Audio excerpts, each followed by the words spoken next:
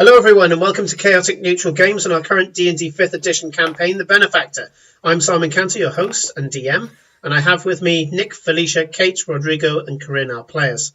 This is where we normally do some announcements, but it's more apologies than announcements. I've just got over a really bad fever, so my voice is going, and poor Felicia is still nursing a sore throat, and I think Kate is still recovering from hers. So we'll try to be able to talk throughout this, but if any of us seem a little gravelly or anything like that, I'll try to just stick to dwarves, and we'll get to it all. A big shout out to some of the people that I was trying to shout out to last week. Mostly Leanne, who is Rowan Desir on... No, she's Leanne P. French in Twitter. And she's responsible for this lovely piece of art that you would have seen on the loading screen, but I can also load onto Farewell now, onto Nick. So if I just show you here, so there we go. Just turned Nick into Farewell. So that lovely picture there. And a second shout out to Michelle, also known as Feline Trickster on both Instagram and Twitter. And she's responsible for the picture of Renata Green and the picture of Corinne's character, Eclipse of the Moon. And then, of course, you've got Glory, which is drawn many times now by Felicia herself. She just finished another picture just now. Yeah. So. Yeah. In the last hour, we've been watching Felicia drawing yet another Glory, and it turns out you can't get enough of Glory, so that's good. Yeah. There's no such thing as enough glory. So previously on The Benefactor, you guys had it out with Renata Green, got to visit her for the first time and speak to her, and everything was very civil, and you managed to get some explanations as to why you were being slightly, what would the word be, interfered with, controlled? Molested? That's a word. Manipulated, puppeted. Let's go with those instead. And you were told that it was for your own protection, and that you're all very good employees, and take a cookie and go on to your next mission. So the last part that was given to Cora was that Renata asked how to spell her name. And Eowyn, who was invisible at the time, was watching Renata as she wrote down the name. And she said to Cora that she spelt the name wrong, even though Cora had spelled it out. Okay. As we time in, you guys are in the tavern. You are gearing up for what is to be a simple mission, or it should be a simple mission. You are to go into a carriage, ride out into the countryside to a border fort, a dilapidated border fort that has been out of use for some time, and now it's a private residence of an enchanter. And that enchanter has conned a local artisan. You froze, so we can't sit here or see you. We can just see you, like. I think this is just a fantastic metaphor. Oh. Can you guys hear me now? He's back. You can just see Corinne in the background. Yes. Information. Okay, can you guys hear me now? You are very Just laggy, about. my friend. Yeah. I think your laptop's gone into full chug mode. Right, let me do something about that quickly. Oh dear, the crap top strikes again. Yeah, I like to think of this as a metaphor for our group, as we start with a disaster, we continue into a disaster, Tomorrow shall bring even more disaster. That's the central theme of this This entire shouldn't be called the campaign. Benefactor. It should be called the Disaster Team. Oh, maybe that's our name. Yes, that's this Disaster Lesbian is part of our group, so Yes. There. Let's not waffle crew this. I mean, that works for them. But I have a motto for our group, though. What's the matter? What's the matter? We promise nothing and deliver less. Yes. We promise nothing. How's it going, Right. Simon? Can you hear us? Yeah, I can hear you fine. How are you guys hearing me? yeah, you're good now. Sort of Good. back now. I closed down pretty much Yeah, everything we're other than a bit Roll20. laggy. System. Thank you. That's okay. People don't need to look at me. What they need to do is just listen to the story and look at you guys. So, moving on. I've just brought it down to Roll20 and nothing else.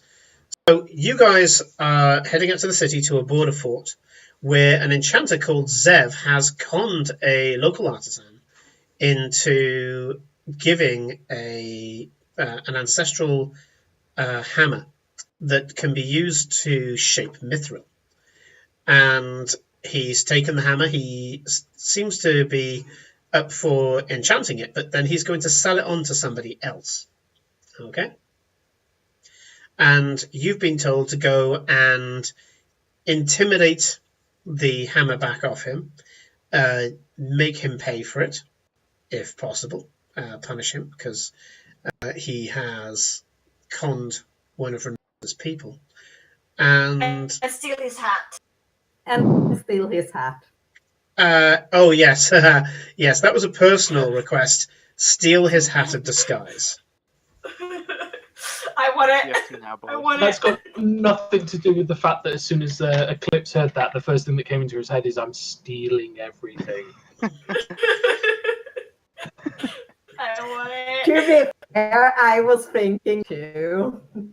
I want it. Because I have limited amount of slots, and disguise self is such a useful spell.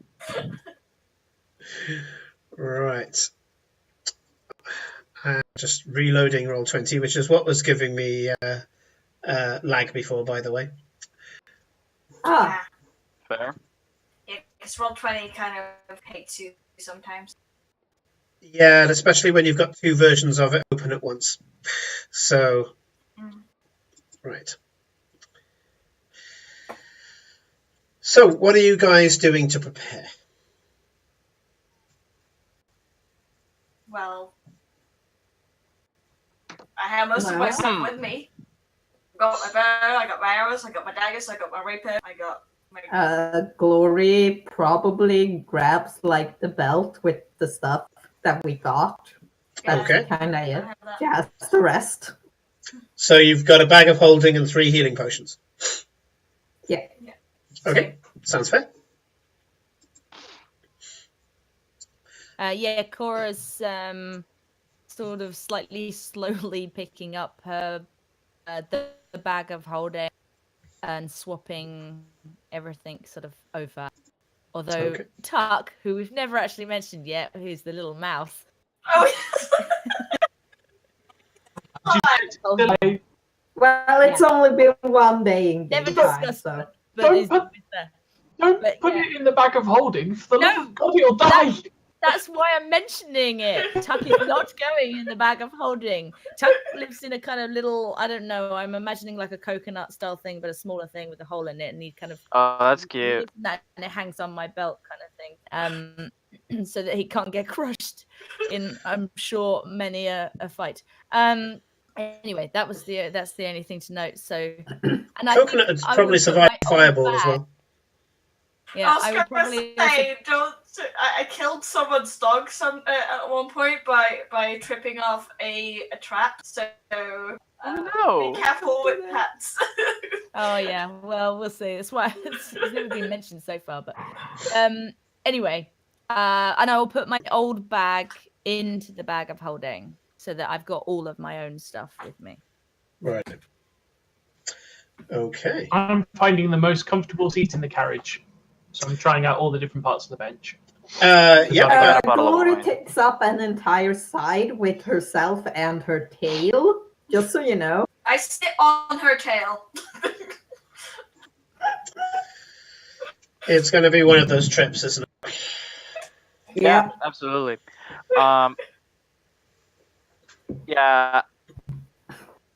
I think I have everything I want. Cause like, so I think the only thing I'm gonna get to put into my bag of holding for now. First of all, I think I'm gonna put everything that I have in my Monster Hunters pack. And then I'm also gonna find a bottle of wine and put it into the bag of holding. Sure. Yeah. Yep. This is Okay. for later. I might need it. Right. Fair.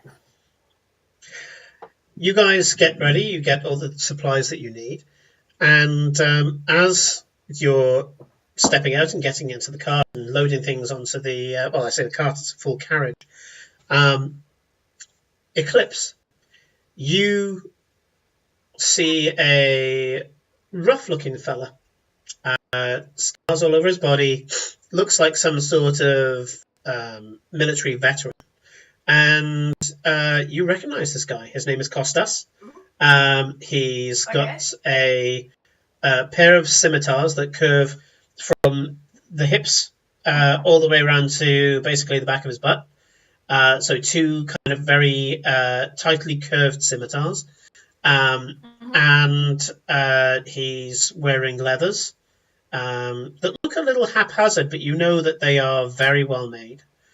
And he's a bounty hunter, just like you. And as you're there kind of coming and loading up and stuff like that, he gives you a wink and kind of tips his head back as if to say, come over here. I go, what was his name, did you say? Kostas. Kostas. Hello, friend. Nice to see you here. Hello. Going out of town, I see. Yes, I got a new employer and they want us to go out of town to help some stuff. Employer, not contract. You going, Oh, employer. I moved up. going steady. Oh. Yeah. Well, I happen to know where you're going. You're going off to Zach's place, aren't you? Yes, that is very true. Okay. How come we...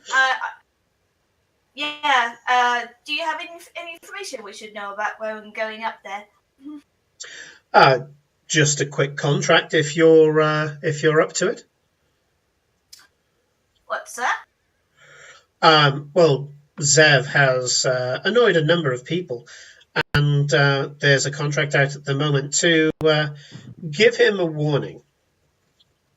They'll accept anything beyond anything, basically from cutting off a finger and above.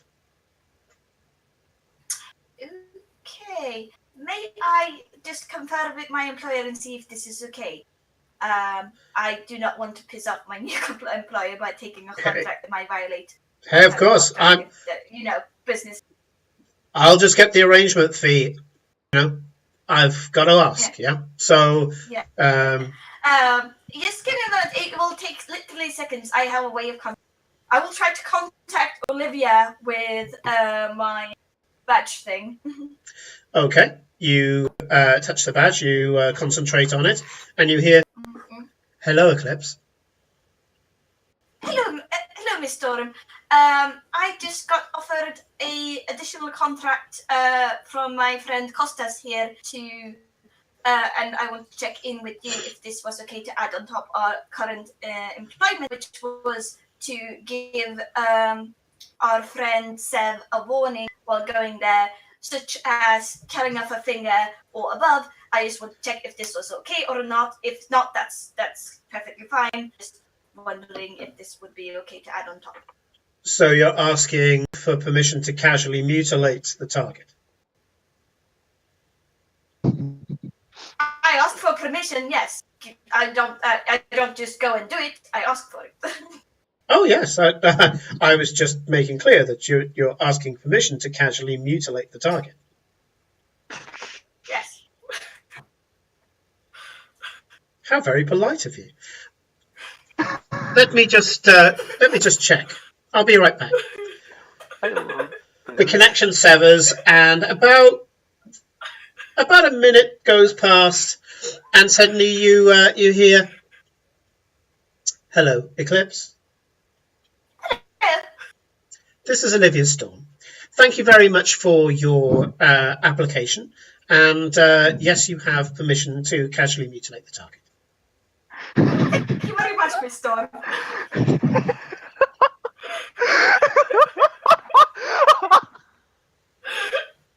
I go back to Costas and say, yes, I would very much like that contract as well, please.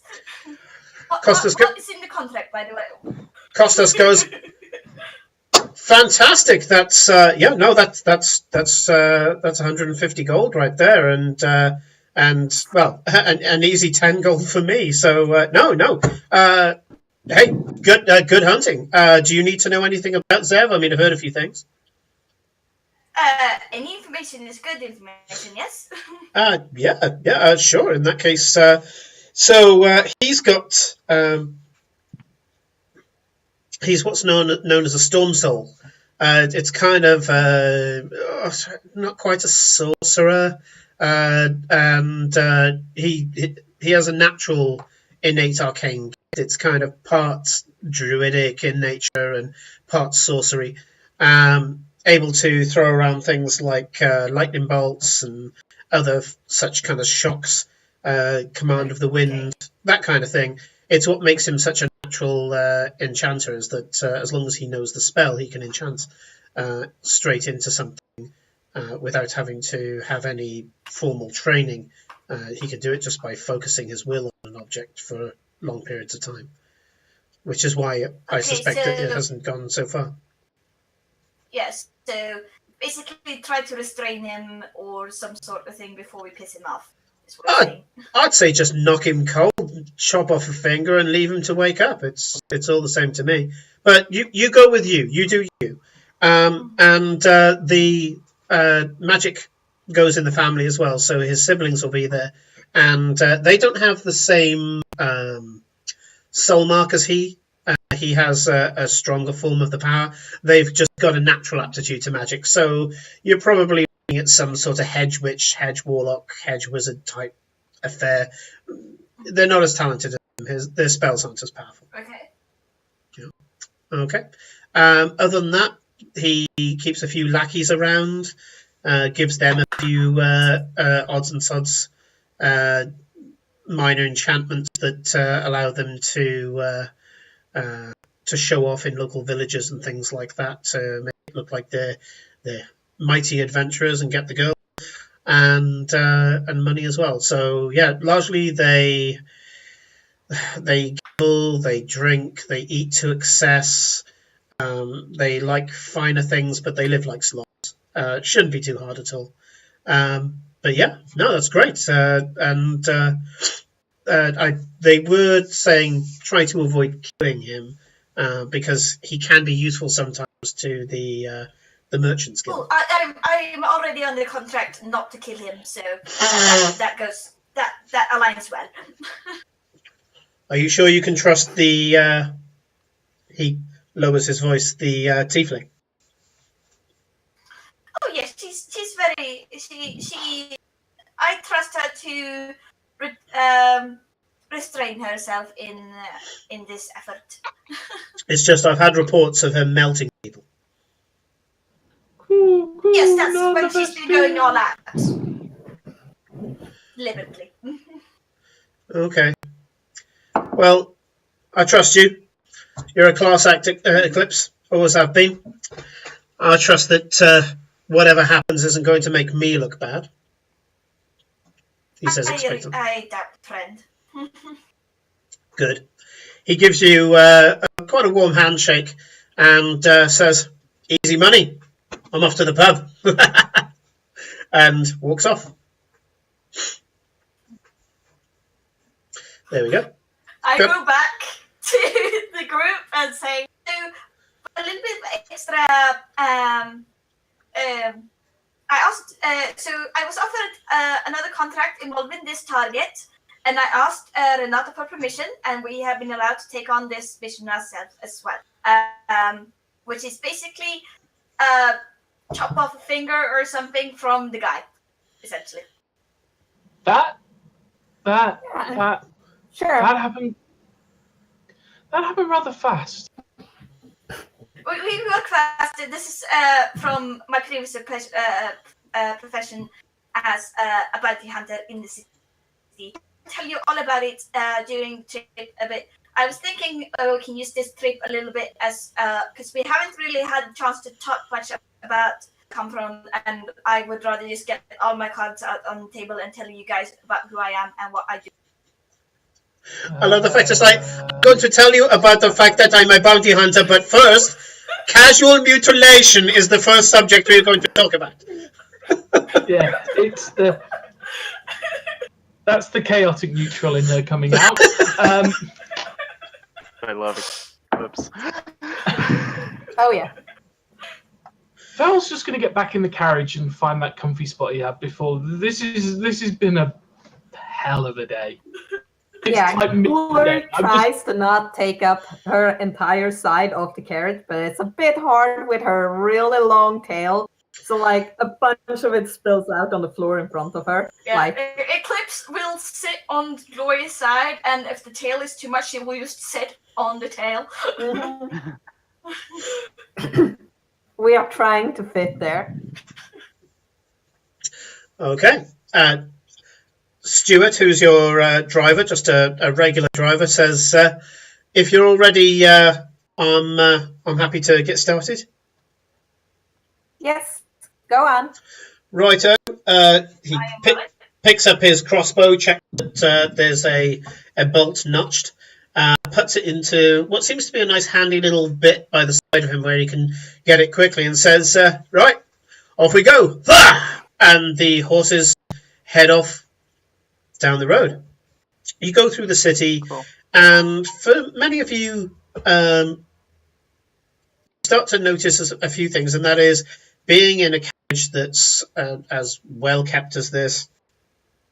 The horses are all the same colour. They've literally been matched by their coat, and they're meticulously groomed. Everything about this mode of travel puts you above the rest of the people in the city, and you see people looking to go past. Everything from kind of not so much respectful, more kind of impressed childlike faces from urchins as you go past, to sneers from members of the working class who they're kind of like the uppity ups, and then other people who are just kind of looking with some interest. This is kind of more the middle class of the city, the merchant class of the city, and the artisan class as well, where as you're passing, they're looking in through the window to see who they should be taking note of. Is there anyone new in the city? Anyone interested? Faced at all.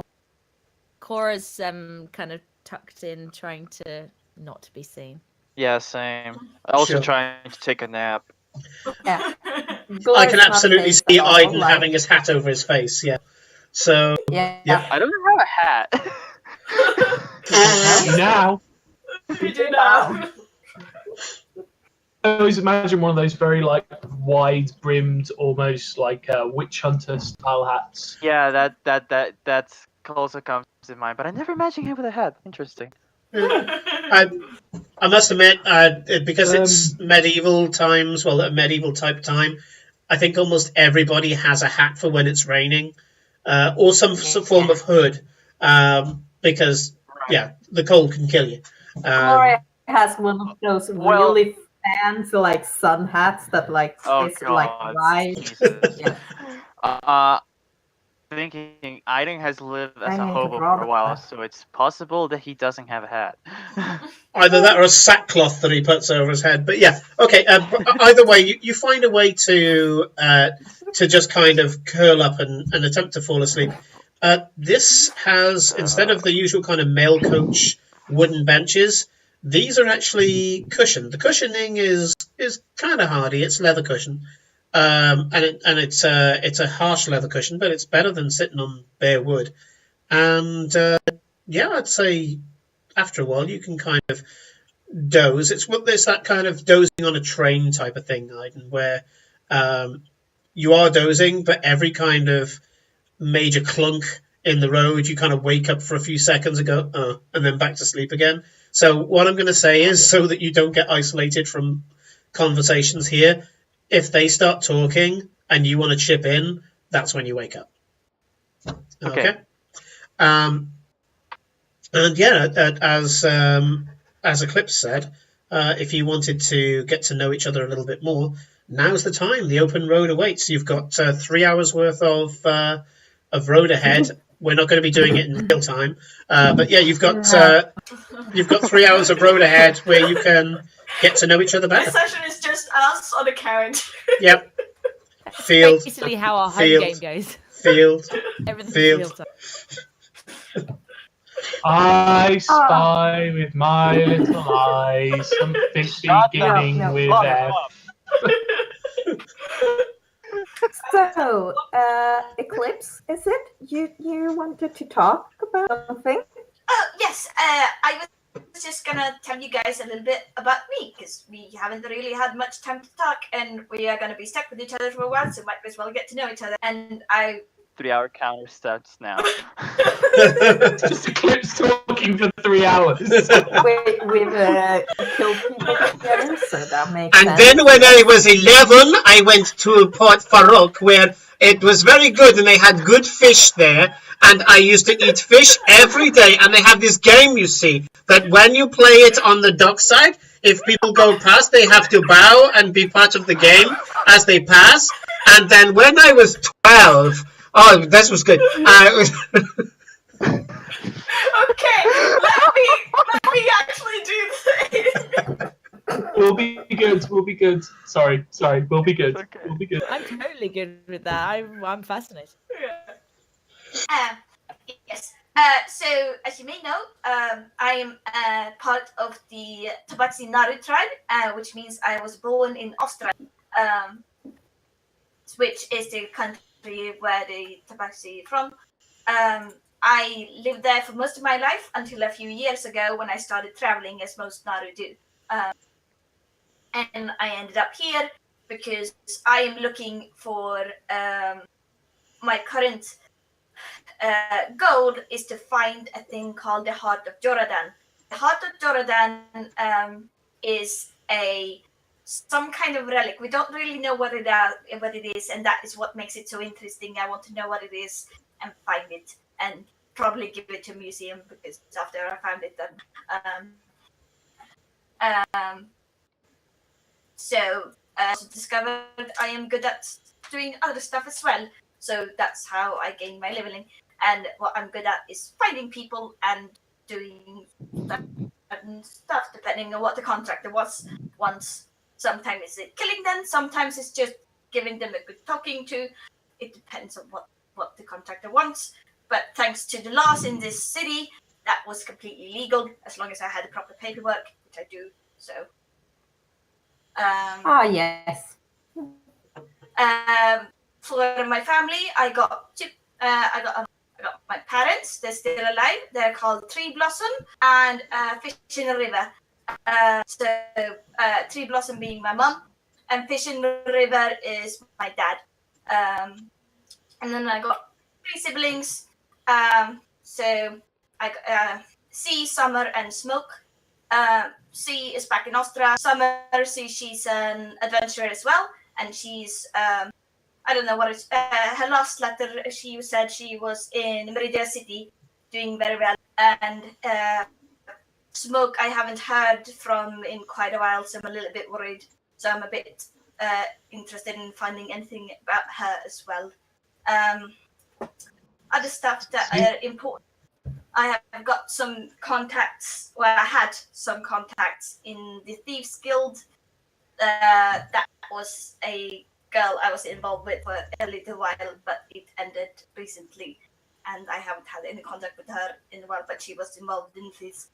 But I put my hand on Eclipse's shoulder, like, yeah, I've been there. you've been away from your family that long? Yes, it's very common with the Naru to wander around for at least 5 to 10 years. It's to travel around the world and see the world, and then go home and make and have a family, or do whatever you want to be a storyteller. It's very common in our culture to do that. Oh yes, it's the same back home. We go off for a few years, then come back and go off for a few years. Normally, Really? you do for the Naru. We normally have one big trip that we do, and then we come back. Or sometimes you find your place in a different city and you settle there, but you will go back and see your family a lot more. Oh yeah. So to help you guys I out, can I've imagine. drawn on the map. So Elstron, I've put a green circle around. So that's the country that Eclipse is from. I've drawn a little green square with an arrow to show where you currently are, and Meridian City was mentioned. So in Meridia, which is the green country to the left of South Vardencore, that's a country that's actually made up of lots of smaller countries, and they decided to unite under one ruler. And Meridian City, it was a city that was purposely built. It was all fields, and they built it from scratch to turn it into a city, a capital city for the whole of Meridia that wouldn't belong to anybody. And that's where the High King is. And so I've drawn a little pink X on the green country there as to where Meridia City is. Okay, so that just gives you an idea of where things are. I couldn't imagine going and coming and going and coming and not being surrounded. I mean, I spent some time away from my family, but I always had them all throughout my life. Not hundreds of us, but it felt like it at times. But Oh yeah. tell me about your home. I've only ever been around this part of the world. I've never gone further. Remind me, Simon, Australia is pretty tropical, is it? Austron, think Morocco. So Yeah. there's a love of geometric design, bright colours in the food as well. There's a diverse sense of dress there as well. I'd say a lot of the brighter African markets are kind of typical there as well. I'm just taking pictures I love from around the world, basically. Very much into market trade rather than having stores. So instead, there will be shops, but there's a lot of casual trade. So if you've got things you can trade, you can just rock up to one of these markets, pay for a stall, sell your stuff until most of it's gone, and then take the rest of it home, and that's you done. And then you can come back months later when you've got other things. The Naru that Corinne pointed out have this kind of tribal wanderlust. So Elstron, by the way, is not solely Tabaxi. Tabaxi is one of many races there. The Naru have some land there, which is their tribal land, and they have this wanderlust part of their life where they go off, travel, kind of find themselves, but also get to know the world a lot better. And then they come back and they bring back treasures, skills, and artisan skills as well, how to make various things. Hence the huge amount of variety that's in the country. This isn't just restricted to the Naru. A lot of people in Austron do this. It's like the old Australian walkabout tradition, which I've been told is part myth by some of my Australian relatives. The other stuff they bring back is treasures as well. So they have a diverse love of art and culture, both written or physical art as well.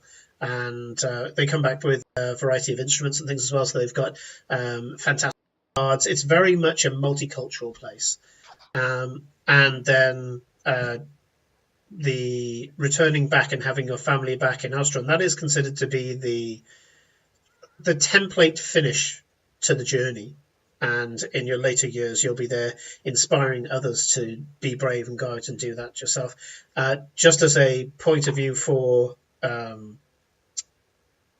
Ilaria, this is the only Tabaxi tribe that does this. Sorry, carry on. So, Eclipse, are you the oldest then? No, I am the in the middle, and my computer froze when I had my document up. Sad. Oh no. Oh, there, let's go. Okay. Yes. I am. I am the second youngest. Smoke is my younger sister, but Summer and C are they're twins, and their mother. They both left before me. C's gone back, but Summer is still out and about because C be a guild member in one of the local guilds. I think he's in Carpenter's Guild building some ships because he really enjoys sea travel, ships and stuff. So he decided to, once he built the trade, he decided to come. Some people do that. They decide their calling is actually where they left. So Interesting. That's quite different from back home, to be honest. well, yeah. Summer, she's with a group of friends and adventuring around the Meridia at the moment. I think and I don't know, and they don't know where it's going. Whatever life takes them, really. I think the last thing she said, she was they were looking to go into a very interesting artifact. She was interested into a cave of some sort that had it, so she was very excited. She last wrote to me. Wow. Well, maybe you can earn a bit of coin here and you can go look for her if she doesn't show up. Well, I'm confident that she'll show up. I'm more worried about Smoke because I haven't heard from her in a few months, and she usually keeps in more contact. But she should be fine. Oh yeah. I don't know what I would do if my little brother got hurt. But he's small still, so it's not a problem. Yeah. Smoke, she's just a few years like 1 year younger than me, so she can handle herself. How old's your brother? Sorry, that was to Glory. Yeah. Sorry, so farewell. We'll look at Glory. Yes. Little Chiron, he's 5. He lives with our parents back home. He started to get interested in the game, but we'll see how well he'll fare. He's Yes. 5. Yes, the gap between. It just happened that way. Very smart little brother. And yeah, what I mean here for specifically is the Heart of Jordan. Jordan, if you don't know, was a Tabaxi kind of warlord kind of guy. That he came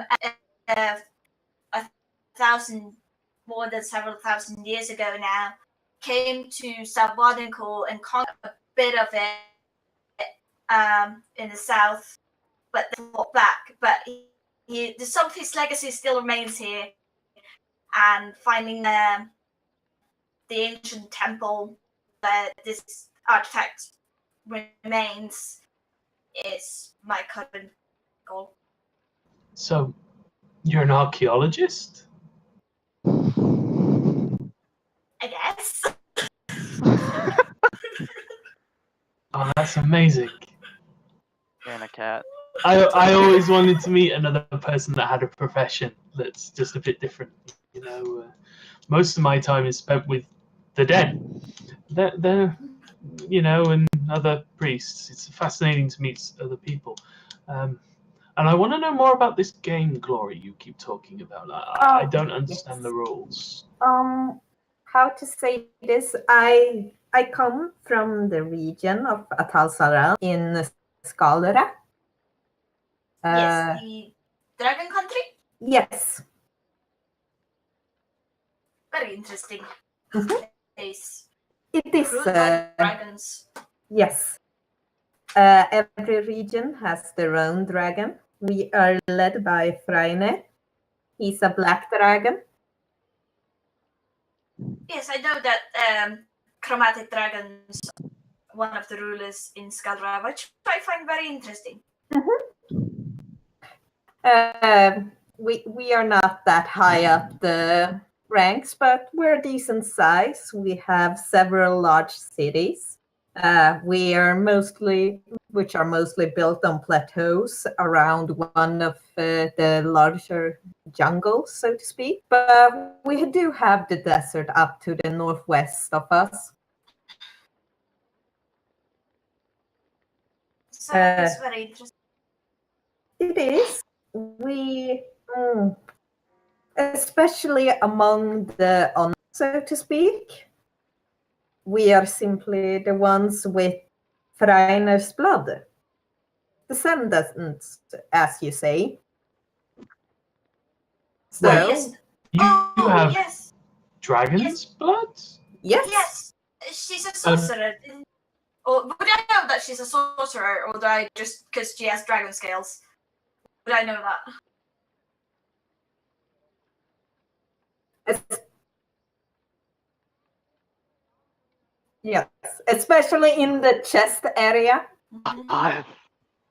Because she has opened this part, so you see the dragon scale.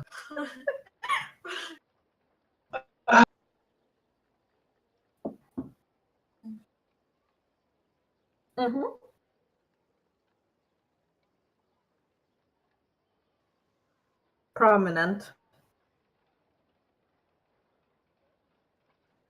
Yeah.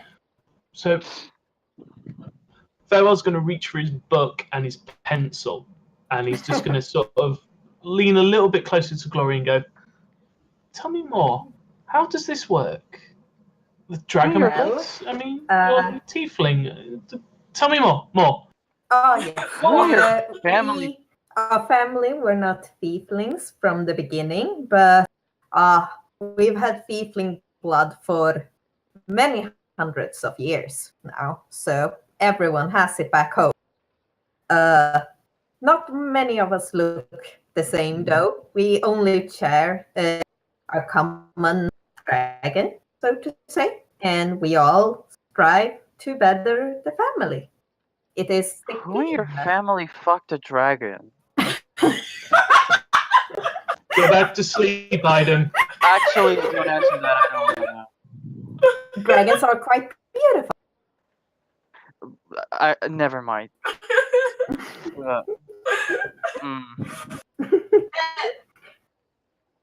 It is well known that some powerful magic users do gain their power from an ancient lineage of original dragon blood, which I assume is the case with Glory as well. But for unlike many others of your kind with the dragon blood, you have actually met the dragon that is responsible for your power. Is that correct? Indeed.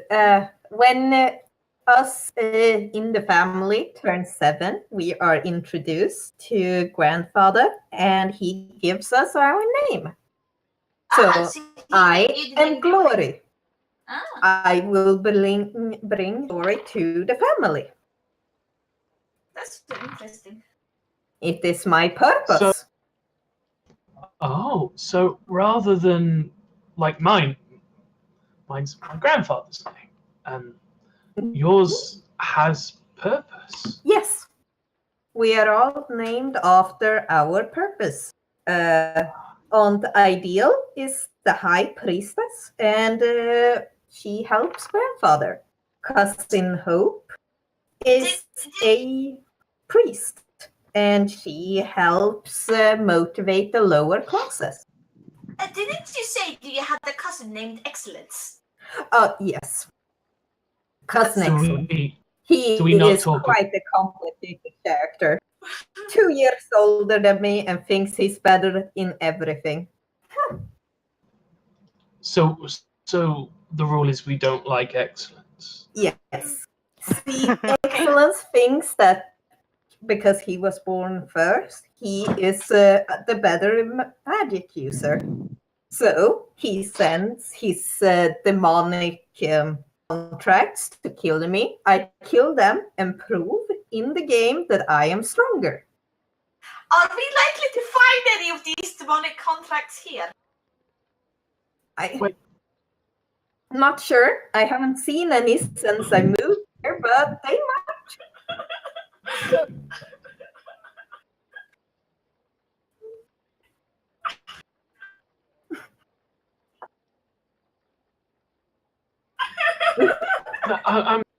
Actually, I'm really sorry. You're gonna have to explain that one to me. Demons? Yes. I'm glaring at Glory Yeah, me too. with a look of like, Cousin Yeah. Excellence is a warlock, and he is currently in the Underdark on a diplomatic mission. Of course. Why, as a family, are you trying to kill each other if you're also trying to help the family? You're meant to bring glory to the family. Yes. Why would Excellence want to kill you for that? Because I am better than him. But you're bringing glory to the family, so isn't that good for him? But as grandfather has said time and time again, it is simply good training. To I'm fight each other? turning farther away from Glory. We fight those we do not like. Just in my last letter from I found out that cousin, which one was it? It was one of the twins. Yes, Skysinger. He was weird, but he had apparently insulted one of our other uncles and met an unfortunate doom in the gladiators. Wow. Is your family big? Oh, yes. We populate almost all of Atasalar. All 9 cities. Just your family? Mostly. We are quite far It's apart. maybe crass, but how do you find a mate if everyone in the city is your family? You travel outside of the city. I guess that's why you're here, huh? I've been getting out every few years trying to find a place. The game here is a lot less deadly than back home, and I was starting to make a bit of a too big name in the cities. God. So it is much better to leave the city, gain glory and fame and money and anything that I can bring back, and then go back, live the high life, have it show how much better than all the other cousins I am, and then go again before someone tries to assassinate. That weirdly makes a lot of sense. Mhm.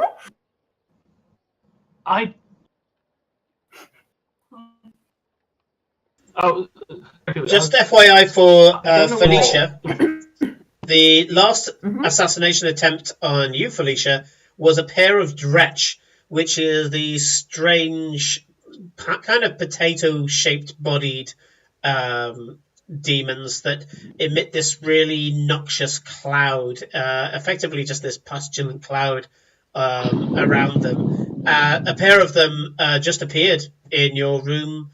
I mean, you killed them very quickly. You were kind of a little insulted that he didn't commit as much to it as he normally does. Last time there was a couple of imps, and you very nearly got paralysed by one of them, and that was a compliment. That was a good compliment. But the pair of Dretch that he sent last time was just not trying hard enough. Oh wait, there was this one incident. Yes. Oh well. Yeah. He hasn't been trying that hard lately in the case of excellence, but we do this and it works. We still have friends among the sisterhood, and then there are everywhere. So, farewell. You did say you had your family all around. Are we gonna get to meet them?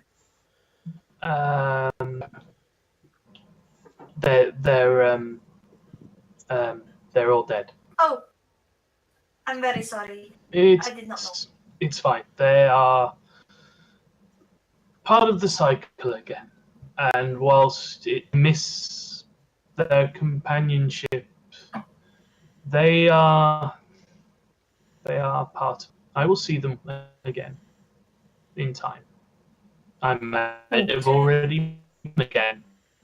It's the beauty of what we do, but no, I'm Cora and one or two others. There's just me. Yeah. So, how long have if I may ask?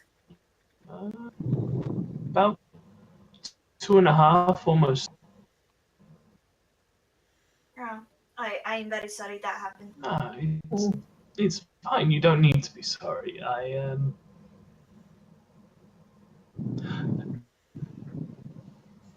It's not easy, but I'm fine.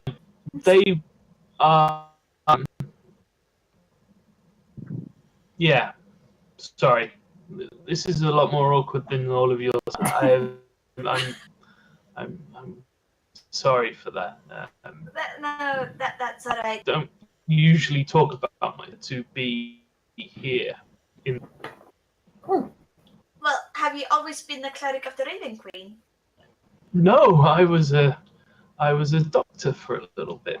Well, I say a doctor. I pretended to be a doctor whilst I helped a real one. But I always thought of myself that if I ever do something different, I would start my own little practice, and I would be a real doctor and help the living more than the dead. Well, a mercenary. Well, you have to answer.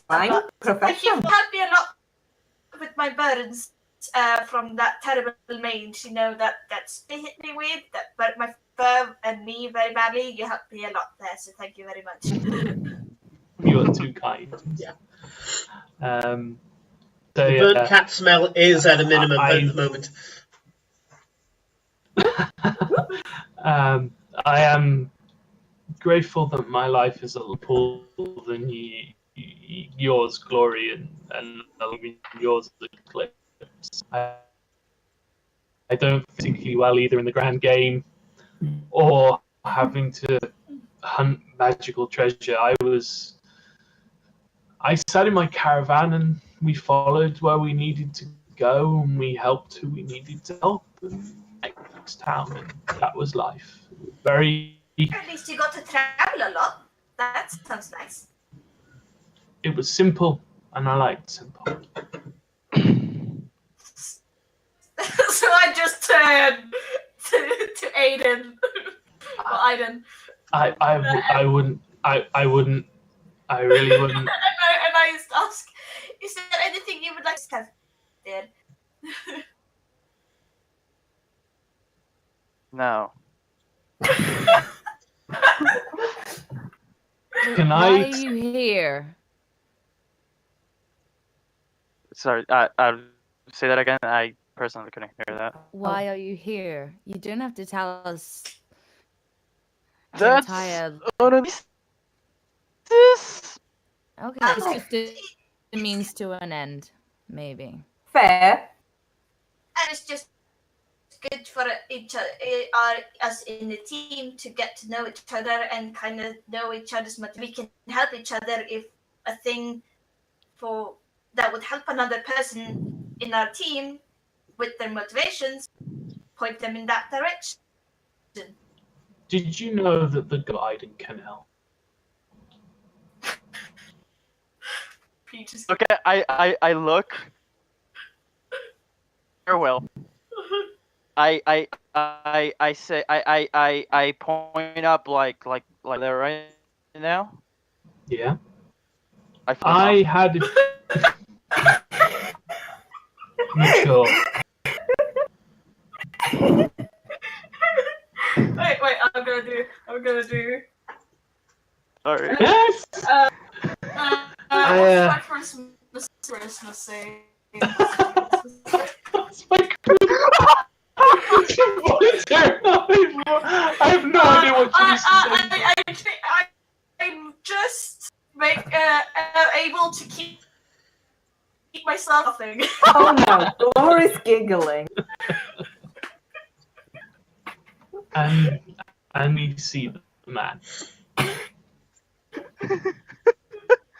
I guess the gods haven't done much to help you, huh? No, they.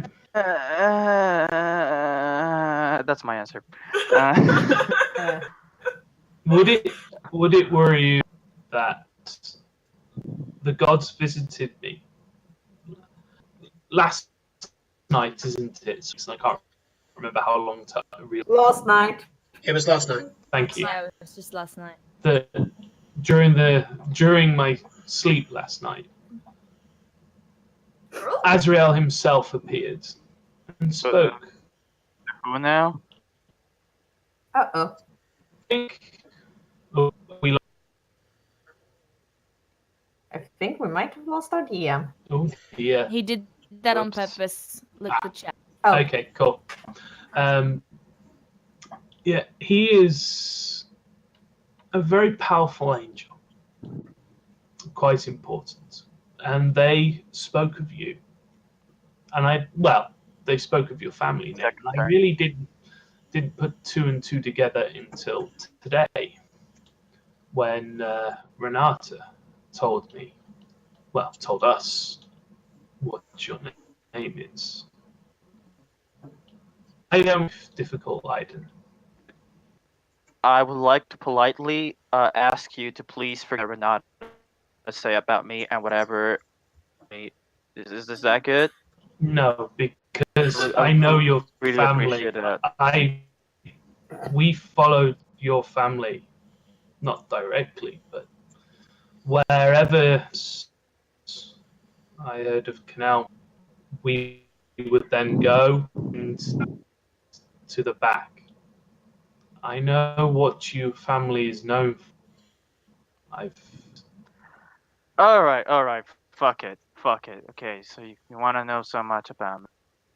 Bottle of wine from my bag of holding. I pop it open and I take a big swig. Cora was ready to grab him if he was about to smack that over. Nah. She was so ready for a fight. Okay, I guess.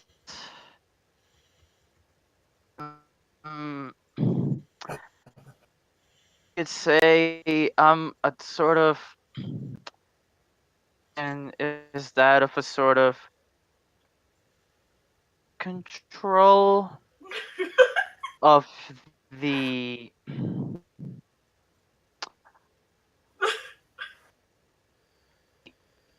undead or vampiric, which is also undead, /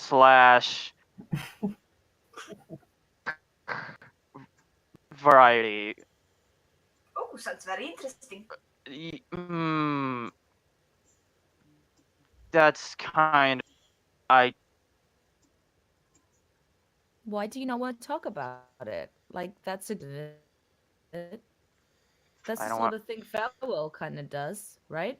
You kind Yeah, yes, if needed, but we're more the people side of things, and necromancers were a more common thing for us. necromancers are bitches. Yeah, they really didn't get hugged enough as children. Yeah, anyways, I don't want to talk about it because about it. That's fine. Well, that's the most last 2 days, so that's Well, You may tell us when you feel the time right. That's probably so gonna be never. what's your current goal, Aiden? So we can help you with that. Or do you have one? That's in a need to know basis. Well, Right. I just give up. I'm just gonna gently pat Eclipse on the shoulder and just give her the look of like, bless you for trying so hard. Yeah. I mean, your heart is so huge right now. Out of character, I'm so sorry. Don't be. If it helps, I can bludgeon him with the mace. That is kind of what is being sort of like trying to be transmitted across in just a couple of looks. Yeah.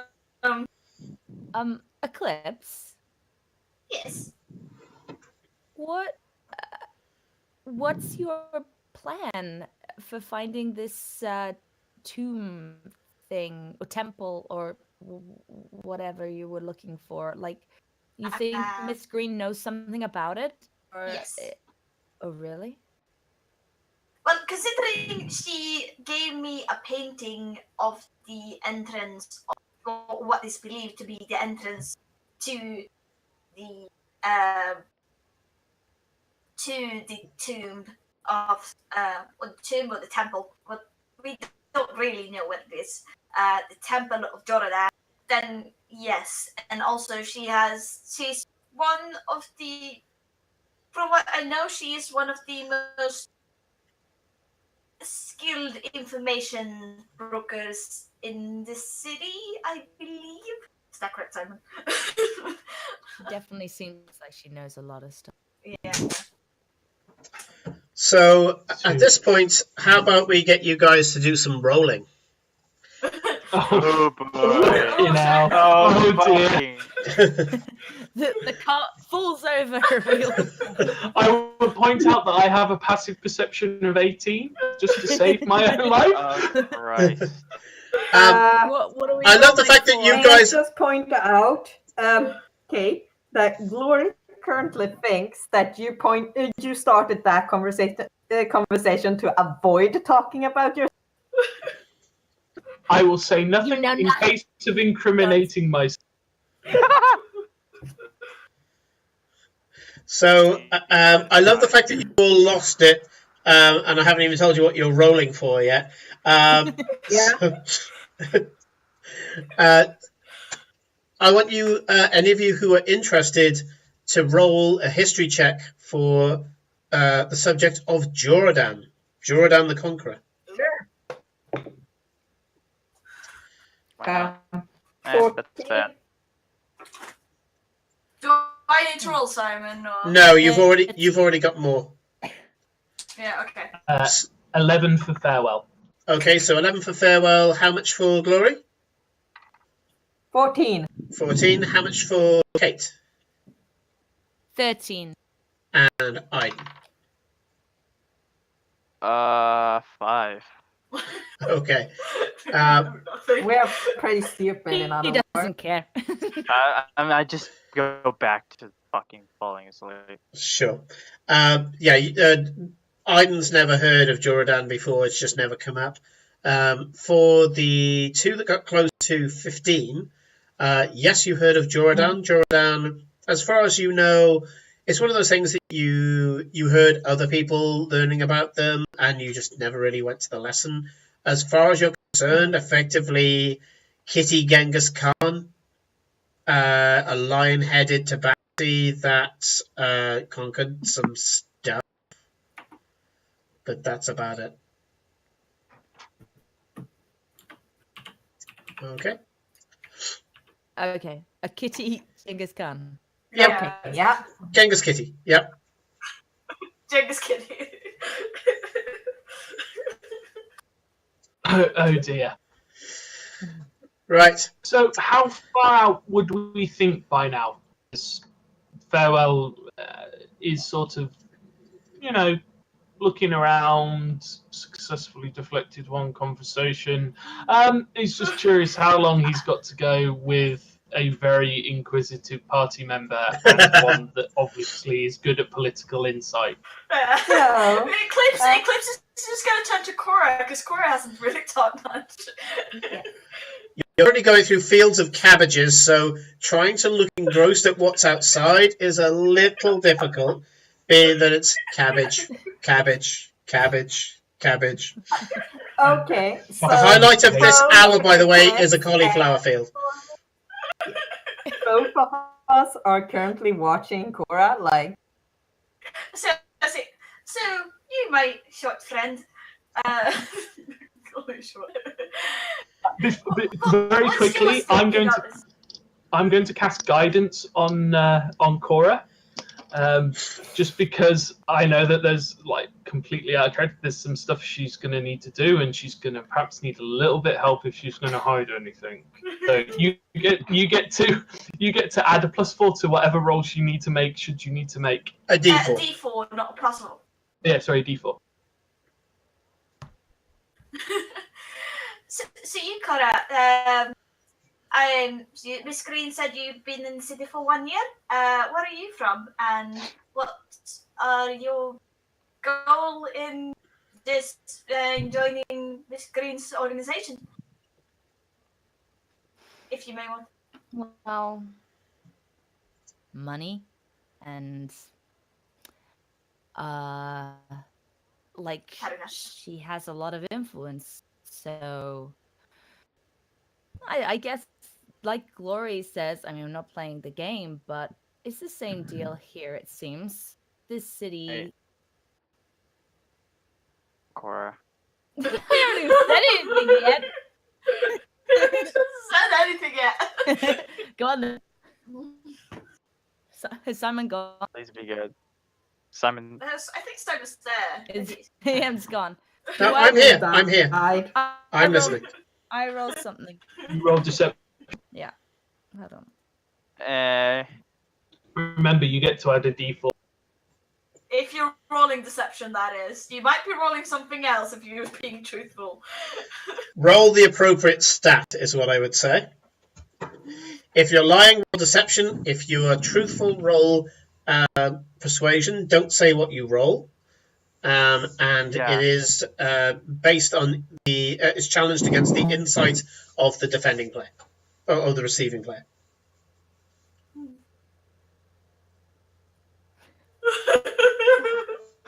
Yeah. What did you get? 23. Motherfucker. And that's not All even right. with the guidance. yeah, you're buying it. We are buying every word you're saying. Yeah. Oh well. Am I buying every word you're saying? I don't know, you haven't rolled insight. I am buying every word you're saying. Give me a second. I rolled 5. Yeah, so Yeah, every word she's saying. you know, it's an interesting city. I've wandered a lot. I don't have a family, so I've just kind of moseyed my way around. You took up shop in the free time, was it? Yeah, it's... Any particular reason? Most people don't really tend to flock to Freetown that much unless they don't have a way of getting a legal way into the city for the most of the part. Well, unless they go to the Thieves Guild. It's a nice, cheap place to live. And I kind of... As I kind of said to Miss Green, you know, I haven't come from money. And the people of Freetown are literally on the outskirts. They're not even in the city walls. So I feel a bit more at home there than I do in this lavish sort of setting that Miss Green has put us in. Lori So looks a little bit incredulous at how can you not win this? I mean, it's nice, but I know how many people out there don't have it. That's very true. So it feels wrong to have it, basically. So I kind of, I'm interested in getting some of the money that these guys have and maybe back into the people that don't have it. I That's met very kind of you. Well when I arrived. Noble.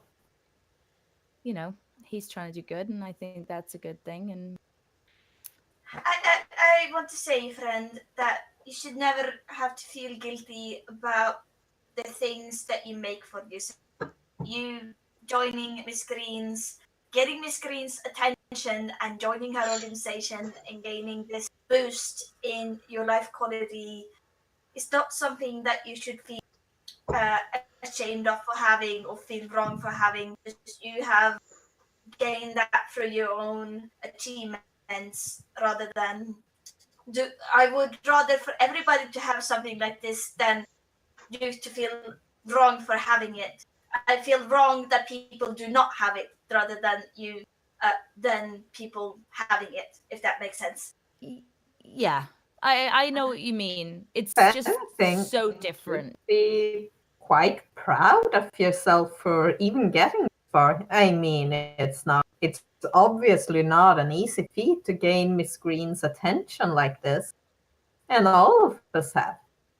That's true. I mean, she's obviously been watching us all. Did any of you actually apply, or did she just contact you all? She kind of just Darling, contacted me. I think she found out about me the way most people do. Did you I follow don't her want to know assistance? how. Pardon? Not sure. Not sure. Okay. I have had many interactions during the past 3 years I've been in the city. So yes. I just fucking found a letter. Like someone just gave me a letter addressed to me, and I'm like, okay.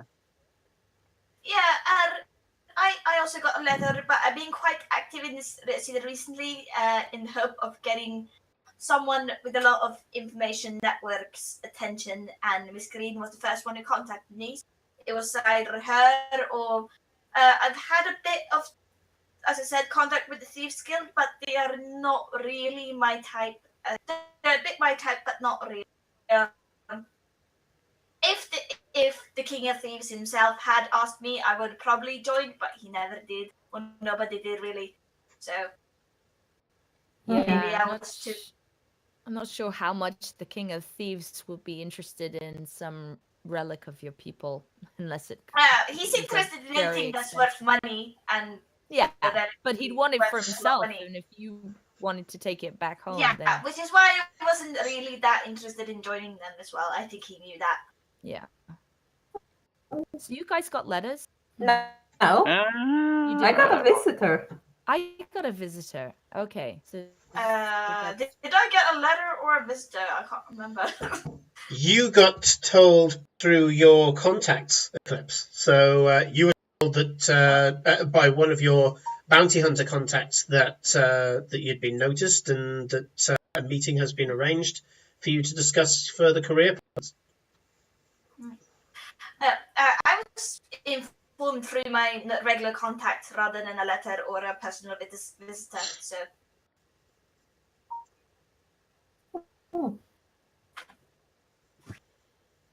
What about you, Farewell? How did Miss Green contact you? I think someone came to the church. I don't really remember. I just knew Cora was going to go, and, well, I owe her a few favors, and I was going to make sure that she was all right, and plus, it seemed the best way to earn some money. And you can never not have money in Ostagar. yeah, who knows what yes. we dragged ourselves into? I received the letter, and I thought I don't want to sleep on the streets tonight, so that's why I took it. And to think, How? now you've got your own bedroom. You got your own bedroom, which And is a bath? with a very nice bed. Yeah, and a It's bath. And a bath. And a bath. Having a bath and sleeping in a bed again is nice. Yeah. Ah, yes. On the topic of that, when we get back after this, would you guys mind going clothes shopping? No. I mean, if we're gonna move as a group, we should have something a little bit. What do I say There to was the stuff client in of that this offer? wardrobe. What's wrong with my armor? I think it's not about your armor, but your normal, like, everyday clothes when we are around the city and not finding things. My everyday clothes. I know, darling. I know. That's the problem. I like It's my slightly- robes. They're very nice, Aiden. They just slightly worn. Anyways, that's how do a I- very nice way of What saying it. It's very nice. what do I say to the client of this offer? Because I already said no and they said yes. We'll figure it out. I might just I- ask my seamstress to come by the tavern. Probably wouldn't mind. Cora is thinking about the fact that she's going to end up looking like Glory and is slightly horrified. Yeah, so is Farewell, actually. Farewell is also believing that he's going to end up looking like Glory. He's not quite as terrified.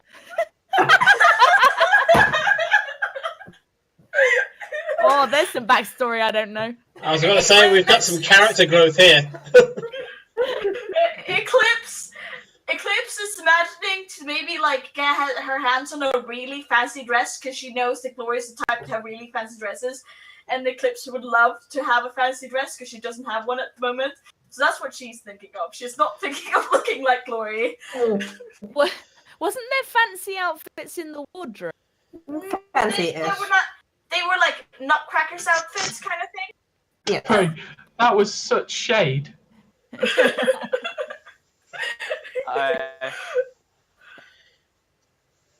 A doesn't care how he looks, and B he doesn't want to spend like hours. So Yeah. Aiden, how come you were living on the street? Like, I mean, aren't you able to get paid to take care of undead and stuff? I mean, surely there'd be notices on boards to pay you for that. No? it's because they're not as big as a problem in this area, Oh. but just general fortune, I guess. Yeah. Yeah. Okay. Well, I gotta admit, you'd think after saving a village from a group of undead that they'd be really grateful. The usual answer you get is, when are you leaving? Very well. Yes. I'm really sorry, Simon. We have like spent half of this session just talking to each other. Do you realise how easy this makes things for me?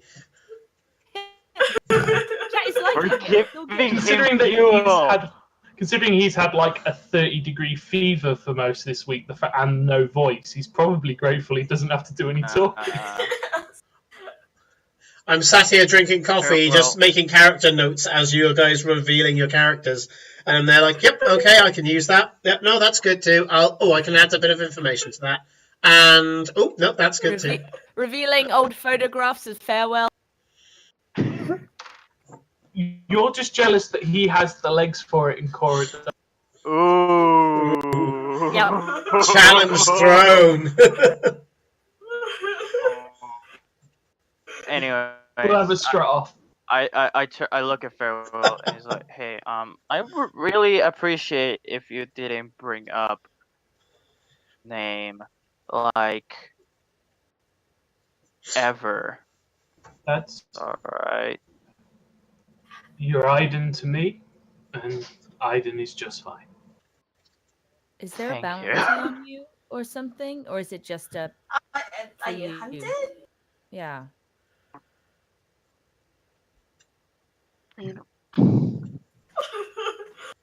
Someone needs Okay. to get a No, I won't ask. You Zero. you don't you Your, don't your need life is to your know. life. Sorry. For chat is lovely right now.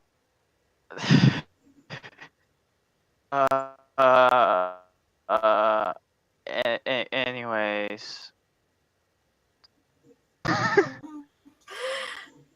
We just want to get to know you, Aiden, because I'm hoping that none of us are gonna go die in the next couple of months or however long Hours. wants us to keep together as her little task force. I think she called us. Yeah. Talking of which, should we have a plan? I mean, she said, get in through the front door and intimidate. And Okay. since he has siblings there, I think that an appropriate way to intimidate him would be to execute them. Wait, so are we saying that our only Whoa. I was with you up until the murder. I, Maybe Simple. a plan We with open a the little door. I would suggest just maybe a large fire or maybe melting the hinges with acid. Glory. Suddenly you hear a I sound. just pick Guys, them up, Glory. suddenly you hear a sound. Here. Stand and okay, I'm doing it. Stand and no, I'm the one who gets to do it. Stand and deliver. And with that, I think we better go into our break. Oh, for fuck's sake. We'll be back. What you cut out there. I think we had a stand and deliver. We are being ambushed We were by. we're being robbed by the most bandits you're gonna ever meet. No, we're having a break now. I think. Go out. Oh, Yep. damn it. 10 minutes, guys, Yeah. and we will see everybody in 10 minutes. 5.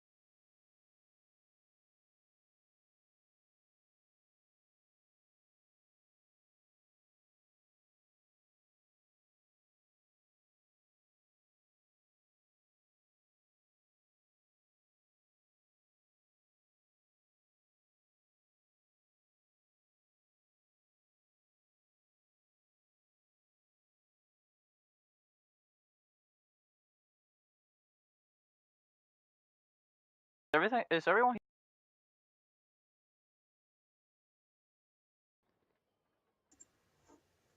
Okay.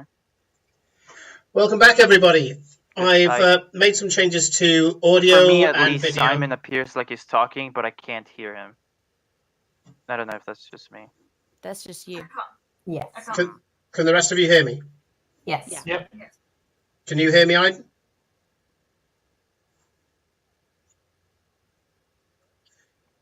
Okay, apparently Rodrigo can't hear me. Yeah, I can't hear Simon. I can that's hear weird, him, 'cause but I no one else can't can hear see him because he doesn't have his camera on at the moment. No, that's fair. But like like it appears like he's talking to me, and like he's talking, and I can't hear him. Okay, let me mute and unmute. Hang on.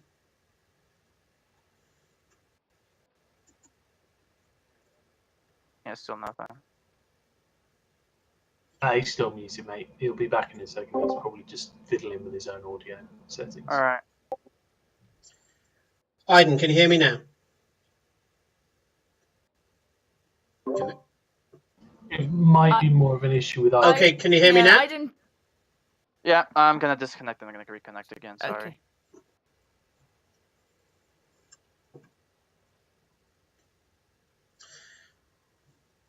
But the rest of you can hear me, yeah? There Yeah. we go. There we go. I can. Yeah. Okay. Did it interfere with? Yes. You're it gonna have to move Yeah, around. I've got to do the stuff. shuffle. Hang on. did. So Sorry. Now I'm Aiden. Everybody shuffle. Woo, Everybody I'm shuffle. still where I should Aiden be. from now on. You can Come on. Nick, you've got to play Cora. Okay. So Sorry for the inconvenience. there. not a problem. When the Right. music So stops. Aiden goes to Cora. Cora goes to Farewell. Farewell goes here. So let me get this right. The dog and the grain, and then the chicken goes over here. And then You can slowly hear Simon unravel, can't you? Just the last vestiges of whatever sanity that he had just slowly drain out Already, of his body. it's only week 7. I've got two Yeah. kids on 2 different continents. Sanity went a long time ago. Right. So you're there. You're there. I'm not there, but I'm in the right place when I'm not there. And if I just put Renata back on top of my face, where's she gone? There she goes. Right. Okay. Sit on my face. Tell me. That Sit old my face that and old tell love me tale. you care. Right. Don't you just love technical issues? Oh yeah, Great. it is the best. Yay! And we're back to where we were before the session started. Right. Okay. So you guys were having a moment of bonding, and you were suddenly rudely interrupted by someone not quite knowing the lines to stand and deliver. By going, stand, no, I'm doing it. Stand and, no, it's me. Stand and deliver. And you hear this kind of dejected sigh by your driver where you haven't seen the sight outside, but your expectations are already lowered. I don't go. I don't go out. I don't go out of the carriage. But as I get close to like the door or whatever, what I want to do is I want to speak like inside the carriage, but close to them so they can still hear me. I don't know if that makes any sense. And I go and I say, "Are you sure you want to do this? You don't want to do this." Are they allowed Very to ask casually. questions? Are they allowed to ask questions? No, shut up! Right, we're reasonable folk, but we can be really unreasonable if you don't cooperate, because we're professionals. So, what we want is money, or goods that can be sold for money. I step out of the carriage. Stay where you are. Actually. There's a rather ugly-looking,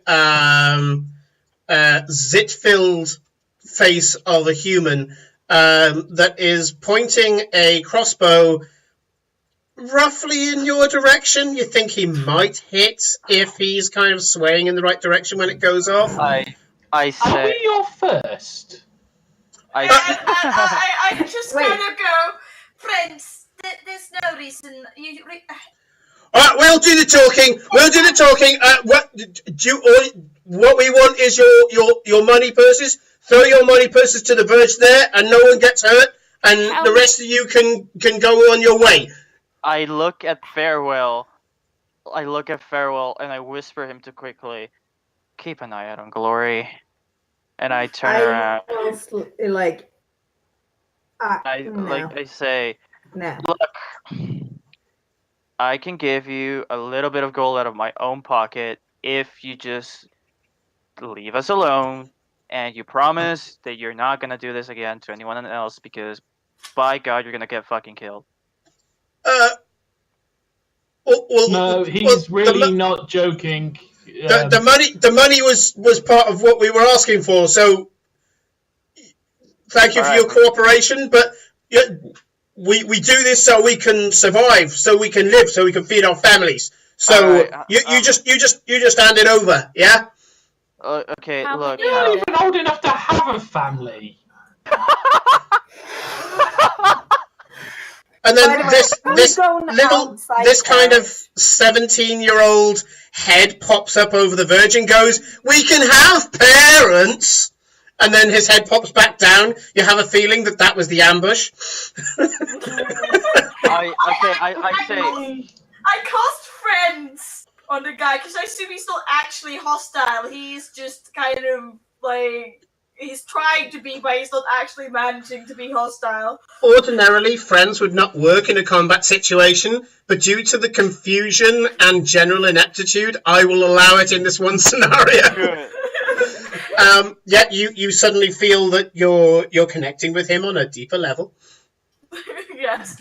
Okay. Friend, I really, really suggest you leave this carriage be for your own sake and take the next one that comes along. Oh, right. What, is this like career advice or something? Yes. Oh, okay, that's new. Eric, what do we do?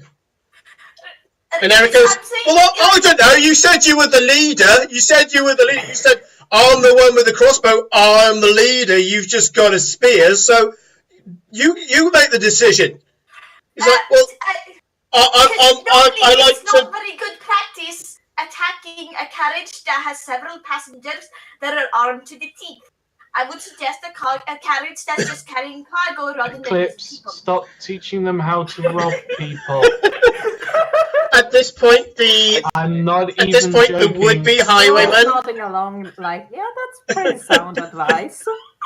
At this point, the would-be highwayman looks up at the driver, Stuart, and Stuart has got a heavy crossbow, a D10 crossbow, trained on him, and whereas the highwayman is kind of, as I say, he's swinging this bloody crossbow all over the place, and this is like a light crossbow. This is like a D6 crossbow.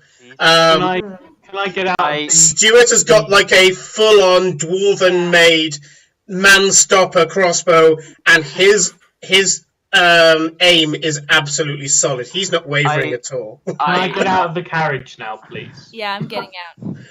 All right, everyone. All right, we're in control here. Right, everyone up against the side of the carriage.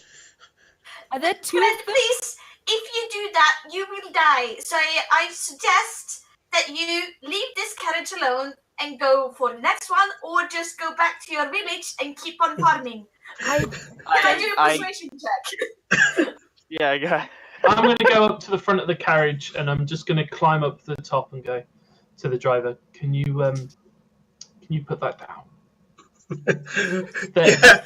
He goes, yeah, sure, why not? And he puts it down and actually pulls out a sandwich. They're more likely to shoot each other than us. No argument here, mate. No argument at all. I mean, and I'm going to sit next to him because I'm like, I've never been somebody's first before. Okay, so can I do a persuasion check on the guy? Why not? Go for it. Yeah. So I'm doing You it have with to be advantage able because to- friends. Yeah. Yeah. Okay, This has that's a to be Lily's 21. face. Oh my god! It's a 21. So yeah, he kind of goes, "Oh, balls this one up, haven't I? Oh, jeez. Yeah, you can go." He just turns around and walks towards the verge. Oh, whoa. Bye. Come here. Bye. What? Bye. And I'm gonna give him 2 gold. And I'm gonna go, just fuck off. And getting back in the carriage. Goes, I was gonna ask him, okay, so how much do you need to get through tonight? he looks at the 2 gold and goes, "Oh, we just got it, I think." Alright. It's Word of advice, if you try to do this again, you're probably gonna get up fucking murdered, so... I'm starting to feel that, yeah. Yeah. Yeah, listen to that one. He's quiet, but he's smart. We didn't really do well in our first one either, because you weren't our first, you were our second. And there's a braver than it should be voice that says, "And we did it really well the first time." So, and this is Eric, who seems to be really brave behind his little verge. And he goes, "Yeah, we did really well, but he only had bloody turnips, didn't he? We had lunch, I suppose." But yeah, find smarter ways to earn money. this is gonna sort us out Don't for get yourself killed. This is gonna sort us out for a couple of weeks, mate. That's it. I'm just like... I'm confused. I'm not entirely sure how I got this. I don't feel like I've earned it. Bye. Be grateful you're not dead. Yeah, I'm starting to feel that. Right. I guess. Thanks very much. Off the road. Yeah, All right. we just leave. And by the way, Please leave. we'll be coming back this way, so yeah, don't be trying to do this again, because No, I'm going to go home. all right. What they don't tell you with all this bandit and this highwayman stuff is you spend a lot of time just sitting in the rain. I think I got a bit of a. I popped my head out of the window to go to tell the driver, "Can we get going, please?" I'm gonna jump back in. I'm back in the carriage. Stuart starts licking mustard off his fingers. He had a beef and mustard sandwich and goes, "Righto." I'm back in the carriage. I'm gonna toss them another gold piece as we leave. He's there kind of straddling it up, and he's just like, "Bloody hell." Don't Niceness. die. Niceness gets you gold. Being a dickhead doesn't. He starts waving at you, bemused, as if to go, "Did I succeed? I mean, I got paid," kind of thing. And you do hear something as you're pulling away, as the horses start to pull up speed. He jumps behind the verge again, and Eric goes, "You're bloody useless, you know that." It's like, "Well, I got paid, didn't I? But no, I'm not doing this again." And Eric's like, "Oh, I see, you got no spine for this." It's like, you poked your head up for like half a second to say we got parents. Oh, come on. And it's like, "Oh, what's my cut?" And he goes, "This is your cut." And you hear this wet sound of a fist hitting a cheek. Leave it be. I would really like to. I'm leaning out of the window watching this, or hearing it at least. I would like to send an eldritch blast over the tops of their heads to freak them out. Oh my god.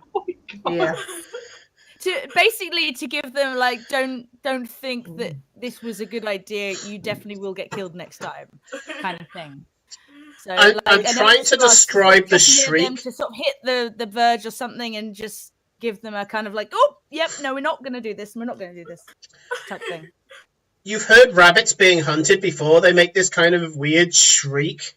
You get a similar noise. You can't tell if it's from Eric or the guy who you didn't get the name of. who you'd been speaking to, but one of them definitely shrieked as this this blast of force just kind of goes overhead, hits a branch, and just obliterates the branch. Glory's giggling again. Like, this is amusing. Well, hopefully they Thank won't you. try that again. I just offhandedly say towards Glory, but not really looking towards her. Like, thank you for keeping it in your pants and not fucking burning them Yeah. alive.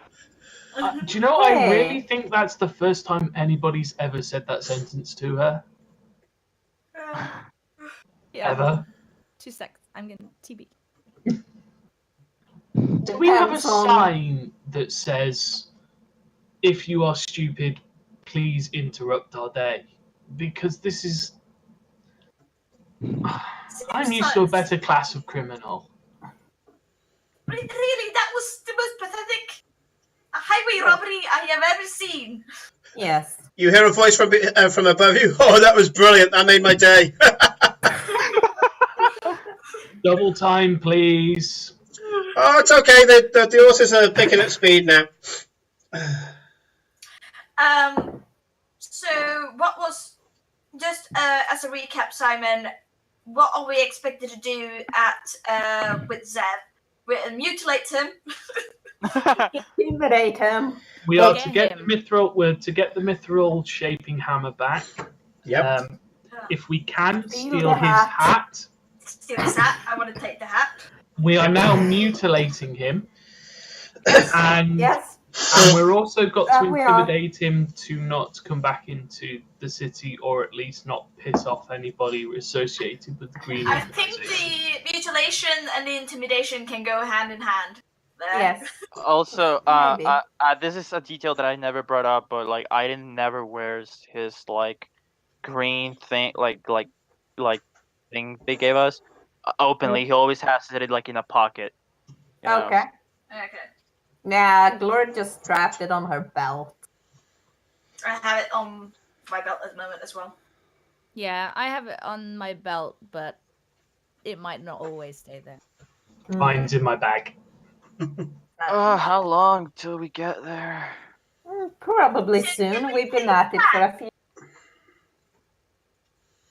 Cabbage. Think of a plan. Cabbage. I offer everybody a biscuit. I take the thank biscuit you. happily and purr as I eat it. Biscuit. I Biscuit. quietly. Where did you Grab get one. these from? It's all gone very British. I've had them for a few days, and they might be a bit stale. They're great. Thanks. You know how a cat sometimes purrs when they eat, and you kind of hear, like they interrupt by chewing while they're purring. Yeah. That's what Eclipse is doing currently. Right? I But was thinking maybe yes. we should think of a plan for our dear friend Zev. I told you the plan. Is it not good? Well, a plan Not for each of us. really. If we all walk Glory. in there the same and we're ambushed by Oh. loads of spellcasters, then we might be a bit fucked. Glory, here's like a lesson in culture. In literally everywhere else, not everything is solved by murder or arson. But it is. It's No, not. darling, no. Okay. Intimidation is one thing. Who is good at that? And I'm not talking about who is good at murdering members of their family. Is anybody actually good at it? It's not really my style. Not mine either. I'm much better at deceiving people and also getting them to and persuading them. I'm decent. I have proficiency, and I have double proficiency in deception. I have +3 in intimidation. Same. I No. have +5 in deception and +3 in intimidation. You guys can do the talking. We're all deceptive and not very intimidating. I love Yeah. it. To be fair, friends. If I use friends on him, I will get advantage on intimidation checks because it's any social roles I do against him, I get advantage on. What I the can fuck also do you mean by advantage? advantage. Yeah. This is out of Yeah, character. he was very, very clever. All I would say is it's probably best that I don't do the talking. Yeah, same. Well, Yeah. What's your Don't- charisma scores, guys? Don't run straight up to him this time. A and- fat 0. I Which mean, makes I a lot of have sense, right? intimidated people before, not on purpose, but acts of violence usually works. As much as it upsets me to say it, I'm probably the strongest here. So Oh, is you mean as in strong? I I have make a the, flexing motion. I do have the ability to hold someone. That would be very useful. You know. Yes, I can do the same with my tail. Oh, cool. Okay, so that will help, I guess, because I don't think he can cast a spell if he's held. And then Well, depends on the spell. I can also charm him and then because charming gives you again out of character. Charming a person, so I can either cast friends, which is not a save, which is really good. I just gain advantage, but that's just for a minute, and after that he becomes hostile towards me. Charm person lasts for an hour, but he needs to make a wisdom saving throw. My spell saves DC at the moment 12, so it's not the greatest. But if I do get that, I will get advantage on any social rolls I make against him as well, because that's what Charm does, which means I will also have advantage for an hour against intimidation as well. I mean, we could just knock on the door and I could just bash the first person that opens it in the head with my mace. As long as it's not him. I suppose no, to I mean, burn that- the place it's not- down, that is also a I valid don't way think to intimidate there- someone. I feel there's no reason to use violence until we see set up personally. is it worth? How do you propose we do this? I mean, you guys already said that you're all pretty good, fucking good at lying. Can't we just pretend that we come to like buy something or have something enchanted, meet him in person, Oh, and then yes. That's a And very then- good idea. and then like fuck him up? Deception But, is not key. how- Do you want me, because I'm very recognizable, do you want me to look like a different person? I don't can't do know, that. I guess. But I mean, how we will deal with the other people, Well, as maybe there were more than one. I mean, like people in like Is it- that are with him, or like I don't know. Is it? I don't know. I'm kind of wondering if some go in boldly and the others kind of less boldly, if you know what I mean. If we split up, we're probably gonna get killed. Yes. I kind of don't mean. I don't know. I don't mean completely split up. I mean some obvious and some less obvious. Yeah, I- so I you're do talking about have an idea, maybe. Me, you, go on for Yeah. one. go tell us. We need a plan. Well, Glory, you are a sight in the Yes. nicest way. I can imagine that you have had maybe many a male admirer, and that there are Unfortunately. exactly, and that he would probably not be upset to have somebody of your striking countenance appear at his door. Perhaps. And of course, you would be accompanied by your guardians, me, and I point to Aiden.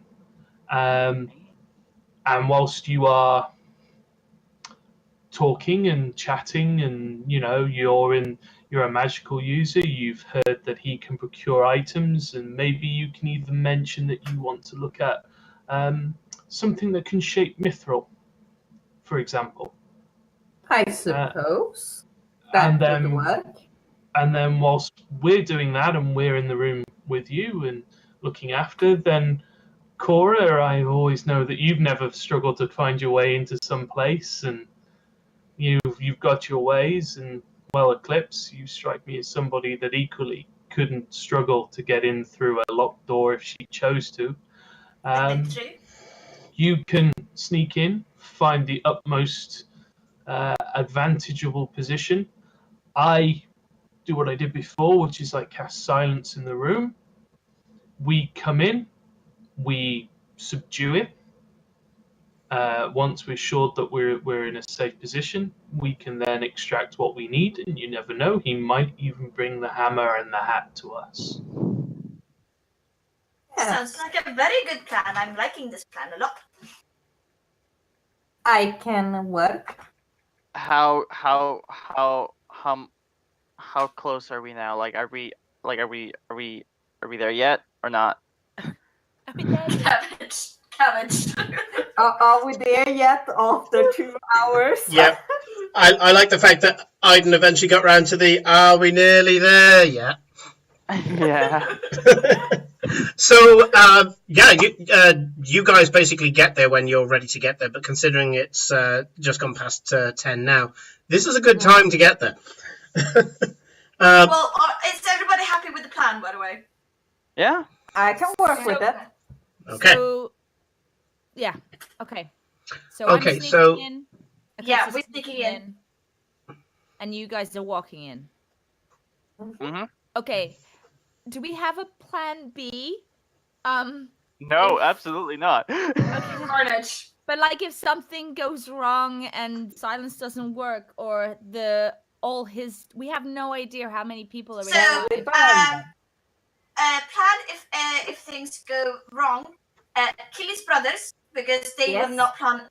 Kill his brothers. Why? Knock the guy. I can cast sleep on the guy after we one him down a bit, and then we can tie him up, and then we can get what we need. Yes. So, as per usual, Plan B involves glory and acid, I'm hearing. Yeah. Yeah. Okay, no, that's cool. I'm just going to take this quick moment to say hello to the RPG Lab, and thank you very much for your raid, our first ever raid. Yay! Hey, hello! Go right in. What's up? Lots of people have dropped into the chat, basically. Oh, Yeah. hello, New people. viewers. Yeah, a raid is when you get to the end of your stream and you kind of recommend a place for all of your viewers to go to, and you kind of jump in and kind of shout hello and stuff. It's cool. We used to do it with Bearded Guys Gaming quite a lot, so we used to go in and do Beard Stroke as the saluters. Everybody just kind of bombarded them. It was always cool. Amazing. So, yeah, you guys can see the border fort coming up. It's a ramshackle affair built on a natural kind of hillock with a kind of slightly dilapidated border wall around it, probably only around 10 foot tall, with not so much a crenellation on the top, like a castle, but kind of a wooden walkway that's on the inside of the wall. You can see two guards that are walking along the length of the wall, and there's a kind of a dirt track that goes from the main road towards this border fort. And you can see that these guards probably just watch the traffic going by, making sure that nobody's kind of coming towards. And the carriage pulls up, and Stuart's... Wait. Before that happens. While we approach, I will turn to Aiden and Farewell and just tell them, in order to sell this, call me Lady Testacoto and not Glory, as that will put me in a higher position. It makes Okay. us look more important. Gotcha. Repeat the name for me. Lady You don't have to worry. You don't have to worry. 'Cause you. I don't think I'm getting the accent. It's fine. Anyway, Yeah. I say Simon. nothing. Simon. Yes. What's the landscape around Okay, here? so the landscape around the border fort, there are no fields. Or if the fields had been there, they've been overtaken by a species of fern And so you can see that there's kind of fields with ferns in around the border fort. As I say, it was once a border fort. It's not anymore. This is still part of Ostermark territory. So Duke Ostermark, looks after the territory. He owns the territory. And this was once a border between two lords, or a duke and a lord, or whatever. And because there's no longer a border, the fort wasn't needed. And you can see that there's a few little like lean-to buildings. It's probably been used as a smithy before to keep cattle in or whatever. But now it's the home of this enchanter Zev. And so for the most part, I would say it's difficult for most people to sneak up because all there is ferns. I will give the caveat that because you're a halfling, you could probably manage it. Okay. How difficult would it be for me? You're too tall. You're a white cat. Could I use disguise self to disguise myself as something slightly shorter and less bright? I believe you can use disguise self to look like a small creature, so you could probably look like a halfling. So there is a possibility for that. However, stealth is pretty much a non. Well, I was going to say it's a non-option. It's not so much a non-option. The guards can see the carriage. Okay, there's no avoiding that. This fort has been well placed by somebody probably more intelligent than the current owners, and they can see the road for miles in both directions. So they saw you coming. Now, if some of you are getting out and a couple of you break off and stealth, that could work because they'll keep their eyes on those who aren't stealthing, so there will be a distraction. But all it will mean is that they underestimate your numbers, and you get the drop on them. Well, we're planning on going like as some people that are shopping anyway, and then me and Cora are sneaking off. So it's you're following us. I thought us three were gonna like be the distraction while you guys sneak around. Yes, that's what I'm saying. Yes, but we don't want to drive up in the carriage with you guys. So my thinking was I'm gonna like climb out of the carriage while it's like away from the thing and like keep on the outside of the carriage away from the fort, and then something drop on the road and off into the undergrowth. I doubt that's going to be a problem for you, Kate, because obviously the carriage has doors on both sides. When everybody gets out, you're pretty sure that you can just duck into the ferns, no problem at all. I'll say get up there. Yes, I'll say situationally because Stuart is not going to go down the dirt track. He refuses. He's going to stay on the main road. And so you've got a good, say, 300 feet between you and the fort, which will give you your opportunity, if you so wish, to duck into the ferns.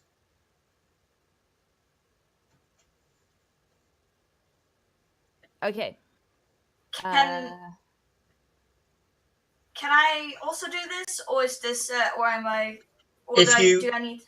If you use disguise self, use a charge of disguise self to look like a tiefling, a halfling, or a gnome, anything that's small. Then yes, you could do that too. I'll say that you could do that too.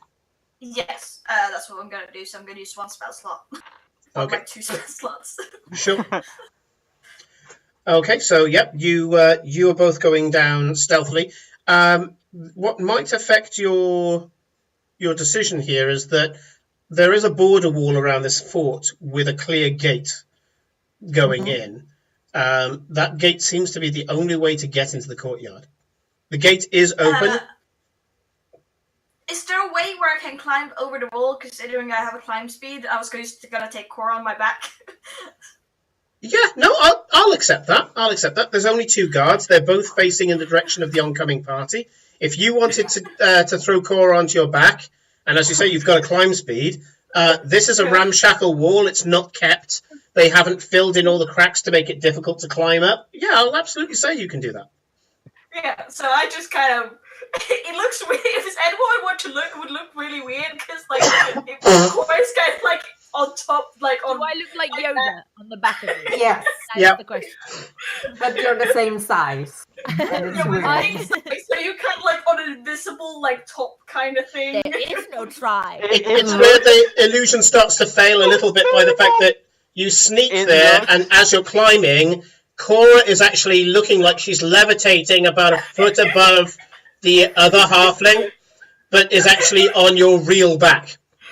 See, I What have we're this doing mental right- image of Cora being held in kind of like a papoose as she does this.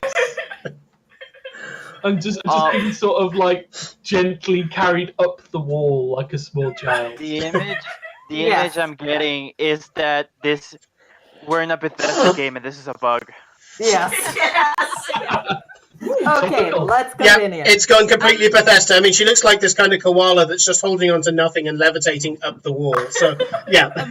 While this is happening, I'm sending Awen ahead telepathically, invisible as well, and to kind of scout ahead for us to see if there is a good path or, if there's guards around and stuff to try and give us so that we're not surprised by stuff. Basically. Sure. From what you can tell, you can only see the two guards that are on the wooden parapet that's just behind the wall.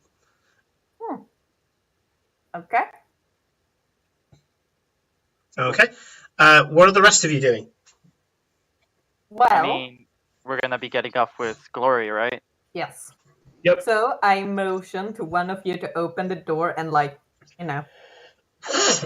as you do. To let you out the carriage?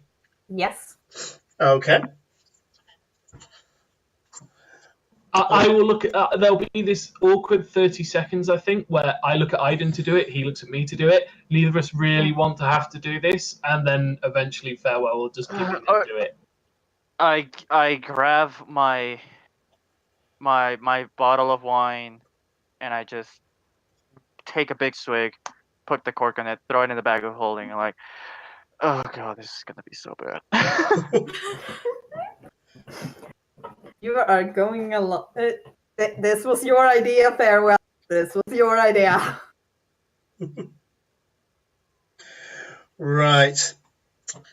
So, as much as it terrifies me that Glory, in all her glory, is going to be the diplomat here, you step forward with your scantily clad, weighed down miniskirt tiefling self, your incredibly long and strong tail that's as wide as an alligator's where it meets your back. Jesus.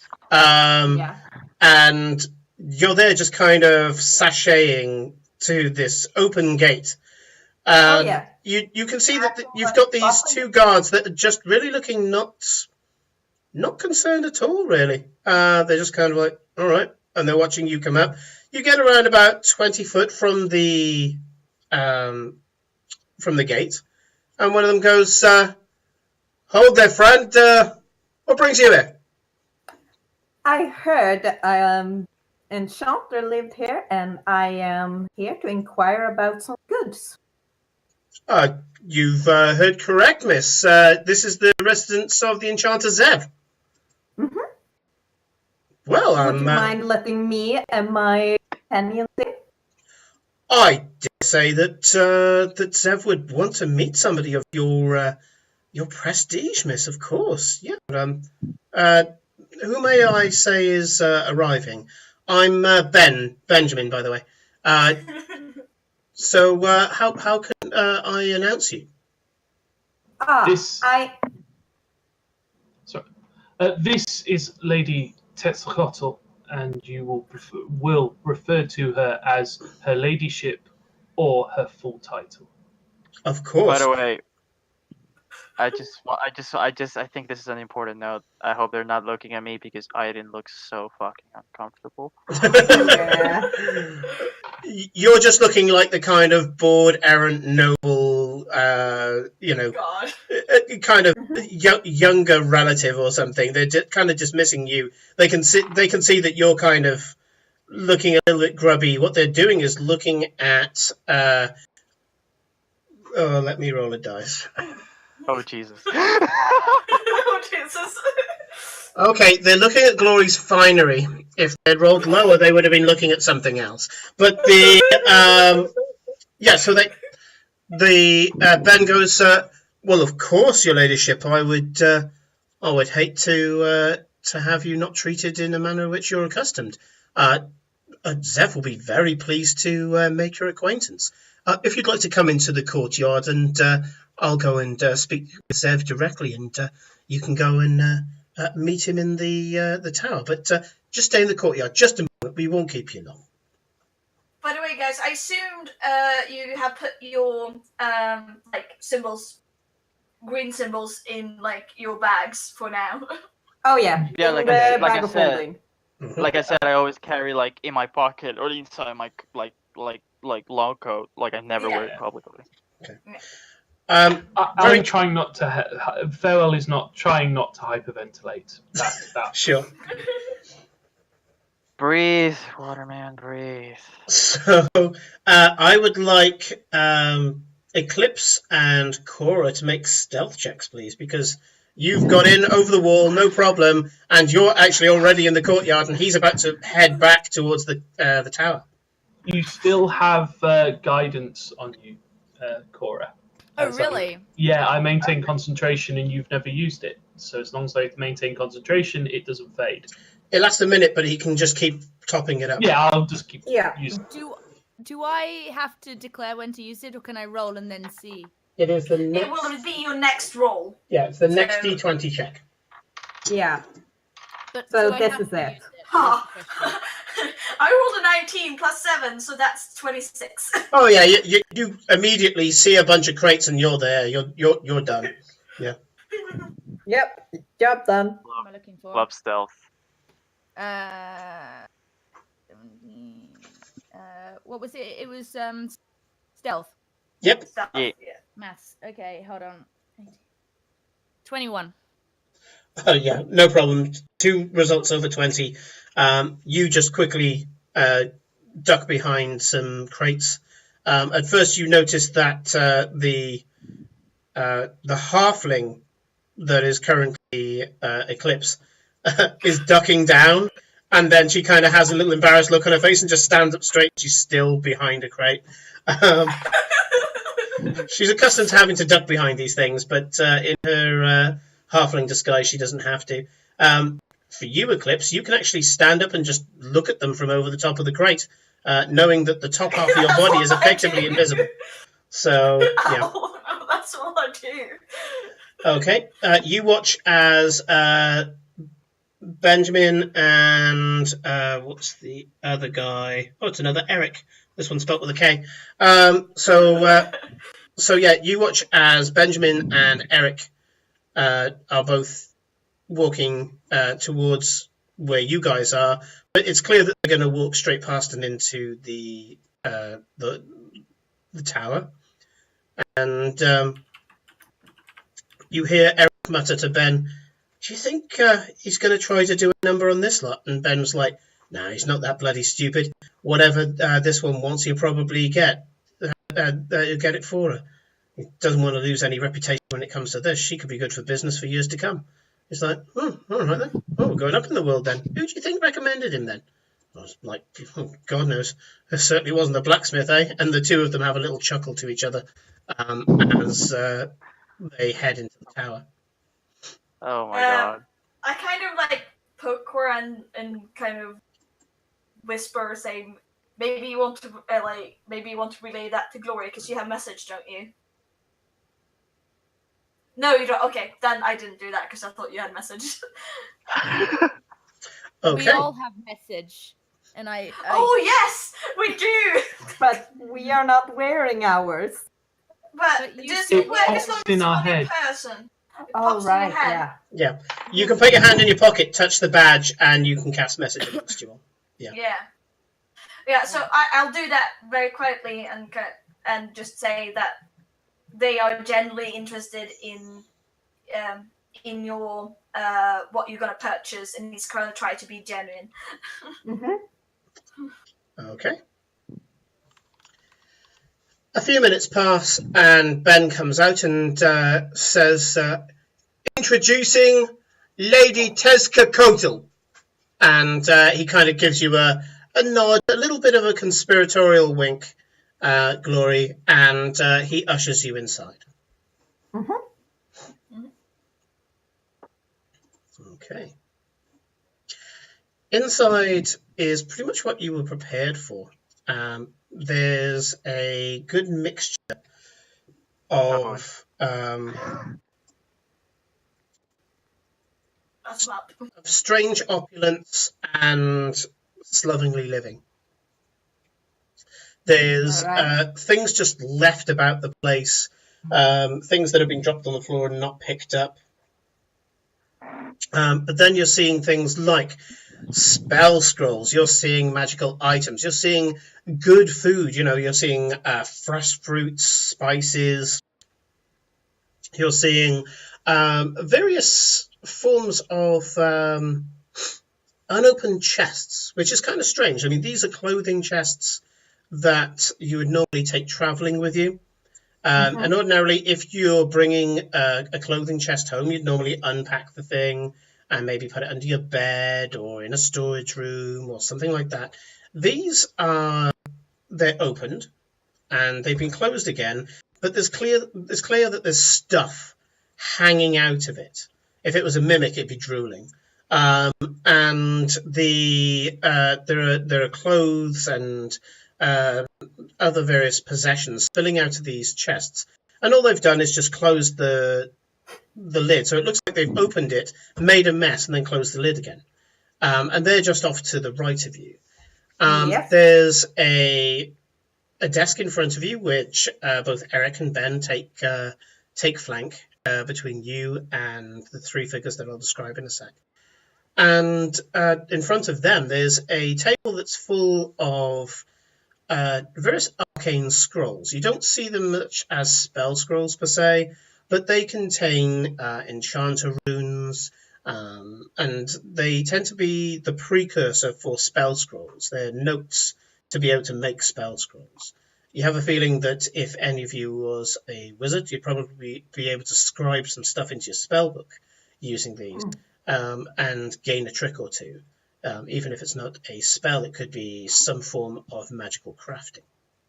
To the left of you, there seems to be a kind of a homely area where there's a gaming table with a game half played, a good-looking sofa, a roaring fire, and what seems to be in pride of place, a chair for the most important person. You're suspecting Zev himself. And there's to the right and in the back of the hall, there seems to be an eating area, and there's one table, the round table is looking better than the other two. The other two seems to be for staff because there's more simple fare there. That's still fairly good food. You can see half-eaten meat because they don't seem to have cleaned up, and you can still see some fruit and things. So eating better than the average Freetown person or even labourer within Ostergold. But the wine glasses, some still with wine in, a carafe of some spirits, and some of the more choice dessert type cutlery is on the round table, and this seems to be where Zev and his family eat. Standing in front of you is a guy who has raven black hair, almost glittering blue eyes. I mean, we're talking unnaturally bright blue glittering eyes. And he's wearing velvets and silks, mostly in purple and blue colours. He has his arms folded, his eyebrows raised. He's hardly standing at attention. He's kind of slouched to one side. He's got like a little bit of confident swagger around how he's standing. And it's quite clear that this is Zev. He has certain arcane runes on his body. You don't see any cap anywhere, but he looks very well dressed. In fact, the clothes that he's wearing appear to be enchanted themselves. Who knows what kind of magical protections this guy has. Standing to his left, so your right, is a dour-faced, hook-nosed, quite clearly a brother, same kind of features as Zev. But Zev clearly got the looks in this family. Slightly pale skin, ink smudges on his fingers as he's got his kind of hands clutched together and his lips pursed. He's wearing what seems to be more of a kind of, I guess, almost a cultist robe. You've seen lots of robes within the city. There's no robe that says cultist, but to explain it to the players, it's kind of a cultist robe. Very much a kind of generic thing with a cloak. And he's holding what seems to be an ornate silver staff. Around about, I guess it's more like a walking cane, and it's got runes etched in it all the way down the length of it. And he's got his hands clutched together on the knob of this cane, and he's looking at you with this kind of narrowed stare. On the right-hand side of Zev, so the left for you, is a woman who's holding a small briar wand. She's mostly dressed in light lilacs and blues, not as opulent as Zev's clothing, and a little more worn than the clothing of the other brother. And she's looking at you with a kind of down-the-nose interest. She's whereas you can't see Darrow's hair, that's the brother, for the hood, you can see that she's got a chestnut brown hair. Again, she's slightly hook-nosed. The only one who hasn't got that is Zev, apparently. He escaped that particular genetic trait, but again, quite clearly a sibling. And again, slightly paler than Zev. Zev's got a slightly odd tinge to his skin. And she's holding a wand, not brandishing it. She's got her arms crossed, unimpressed look, as I say, looking down her nose at you. And she's just kind of got a wand in her left hand, as if to say, yeah, I was just using it for some enchantment work. And it doesn't look like a kind of battle-hardened wand. I mean, it's just made out of briarwood, from what you can tell. Some brambles that have died and dried in a particular twisting pattern. They tend to make serviceable wands and are freely available to get hold of. And she's just... Whereas the other one is kind of looking at you with this gimlet-eyed stare, she's just passively noting you as you're walking in.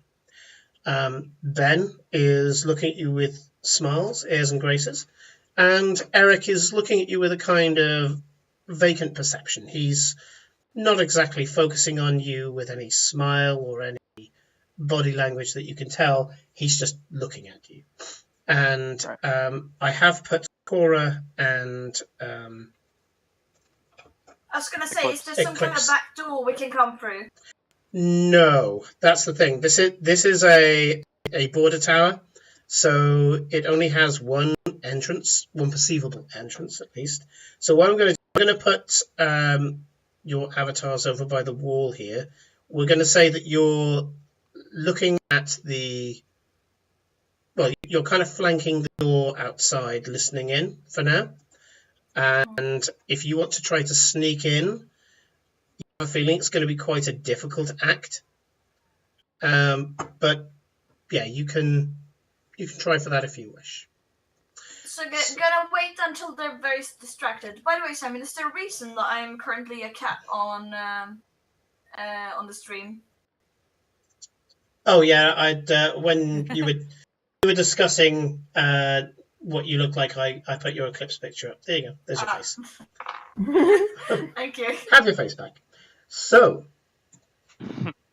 can you put us like one step to the right so that like we're in the middle, so to speak? Yeah, symmetry. Yeah, that's good. Yes, because it was looking off to me, and it just a reminder, you should all be able to move your own characters as well. I see that. Yes, Aiden's already moved his. I can't move my icon at the moment. That's because I only recently put your Eclipse character on. I'll do that now. Yeah. So, yeah.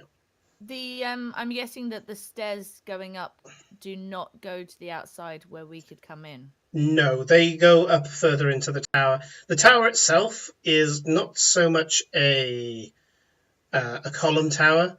It's a tower that goes up the hillock that it's based on. So it's kind of at a slant.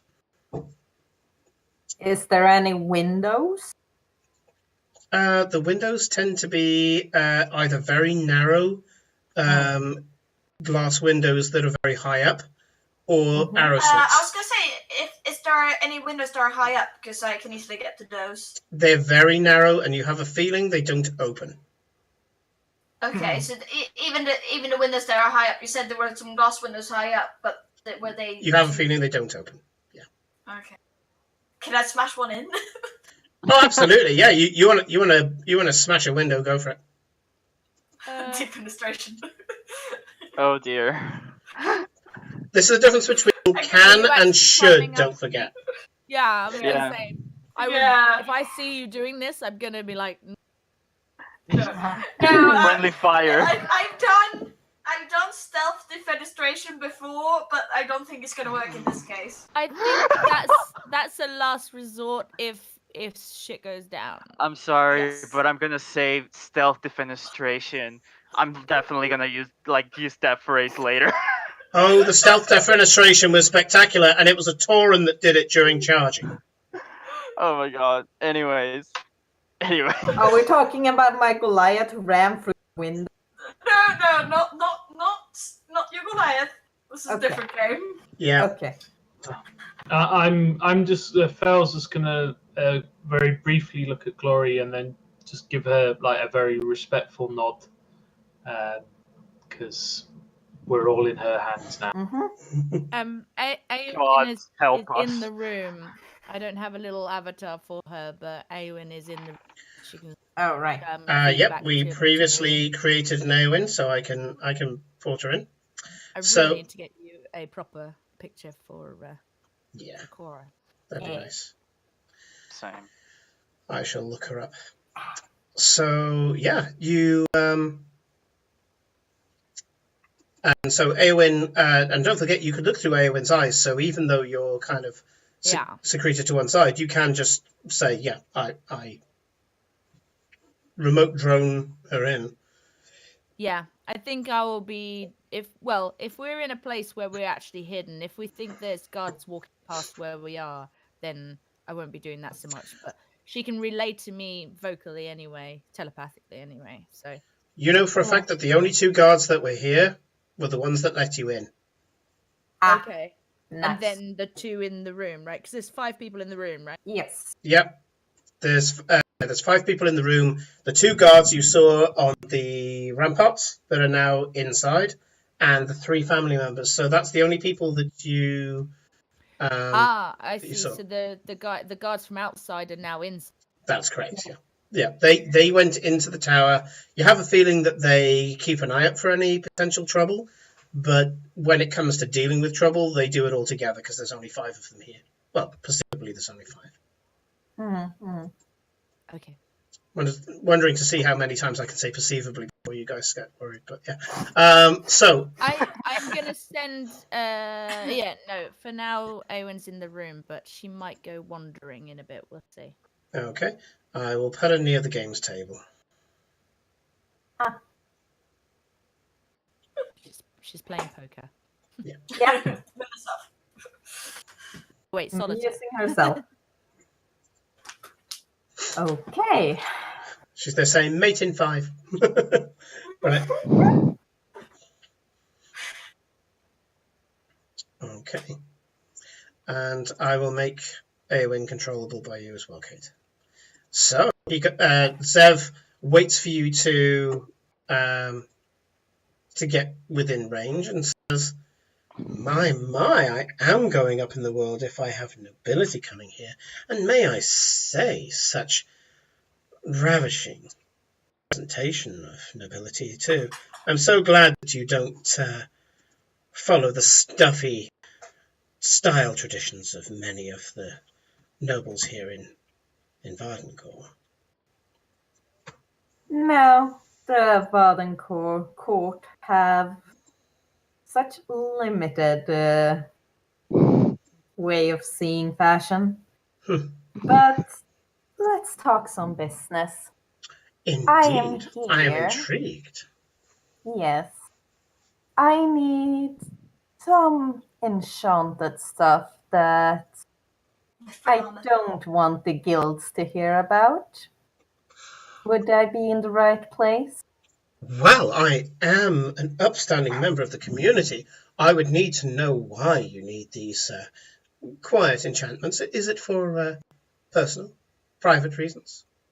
I've done those Private, before, you mostly. know. Oh, well, in that case, I can be the very figure of confidence. How lovely. See, there Should you? has been some movements recently, and I'm for getting some disguises and similar things. Protections mostly. Of course. Look like one of the help. Slip out of the house for protective reasons or, well, whatever reasons a lady may have. She may keep her secrets, of course. I think we can come to some arrangement. Would you care to talk one-on-one on this? And you hear the brother turn around and say, "Brother, you overreach yourself. You've never met her before. Don't." Oh, please, Dara. I think Lady, was it Tezcatlipoca? And I Indeed. can come to some arrangement. I touch the green symbol in my pocket, and I want to, like, telepathically, I think, tell Glory, remember the hammer, the hammer. I love that you're doing that telepathically, but still not saying it properly. Yes. Old habits die hard. He's not accustomed to telepathic speech. The hammer. The only thing that would have made it better is if he did it in backslang. I was like, "Ixnay on the hammer, hey." I was thinking about that, actually.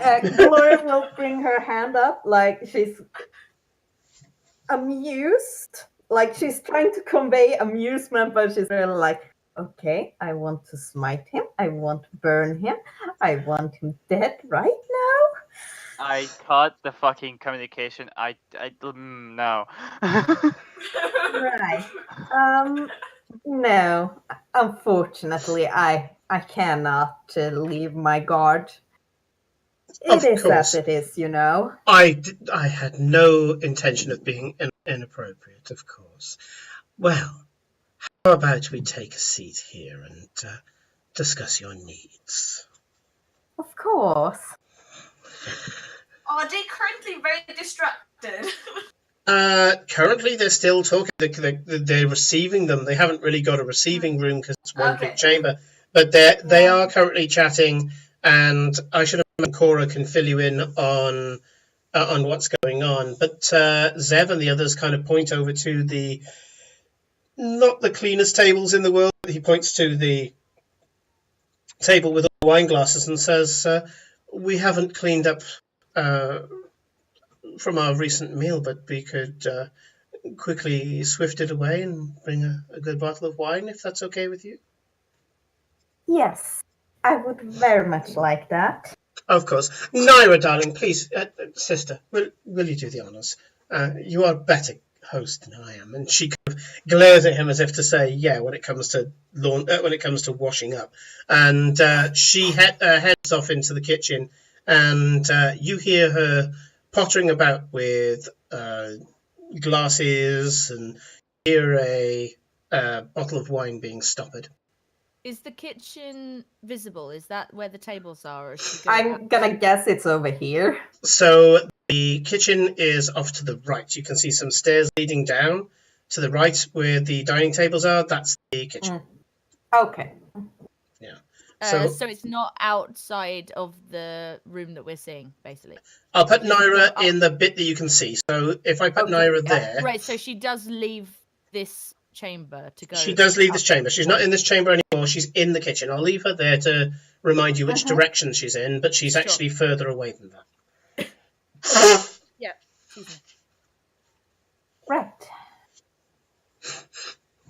So there's some muttering, and Zev starts to give the sales spiel. I'm not going to go through it all. He talks about the Nah. many things that he's made before. He's made mighty weapons.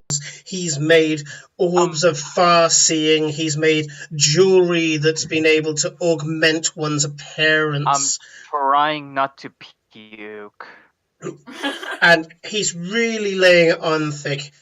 There's a very, very different sense of demeanor between Zev and the other two, whereas the other two seem to be okay. They seem to be nature's followers, or at least they seem to follow him. They seem to be very dour and not really caring how people think, and they certainly don't have this. It's this crooning, crooning flamboyance about it all. But Zev seems to really lay it on thick, almost like they were maybe at some point trained in different areas or something. And Farewell's whilst there's like a break in the sort of spiel, Farewell will turn to, especially when he's talking about weapons and armor that he's made, he'll turn to Glory and go, if I may, your ladyship, your mother's birthday is coming up, and she was rather wanting something that could shape that mithril she thought. Perhaps this gentleman would be able to assist you in finding that perfect gift. I turned to look at him. Okay. Because I had looked at Farewell when he spoke up.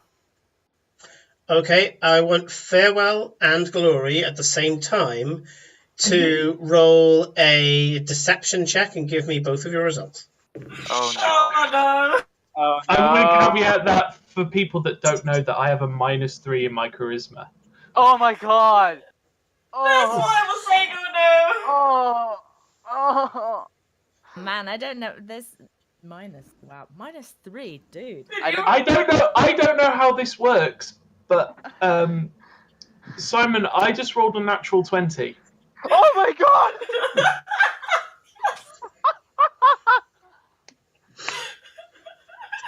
So knowing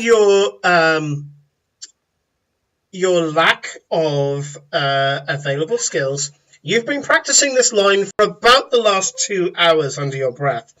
And you're really pleased that it's got to a point where you can use it. You're really pleased with yourself. And you deliver it perfectly. You're just about to look a little proud of yourself, and you go, nope, that doesn't fit. And you stop yourself from looking that proud. And you're hoping that they don't notice it, the sudden kind of, hey, it worked. But you also go, hang on, they've probably never seen any of my kind, so I'm probably okay with it. And you chill out immediately. The execution is perfect. Glory. 23. Yeah. 23.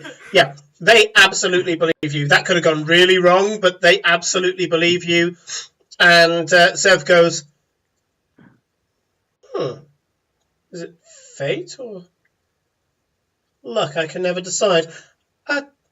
Mithril, you say? I presume your mother is into jewelry of some kind?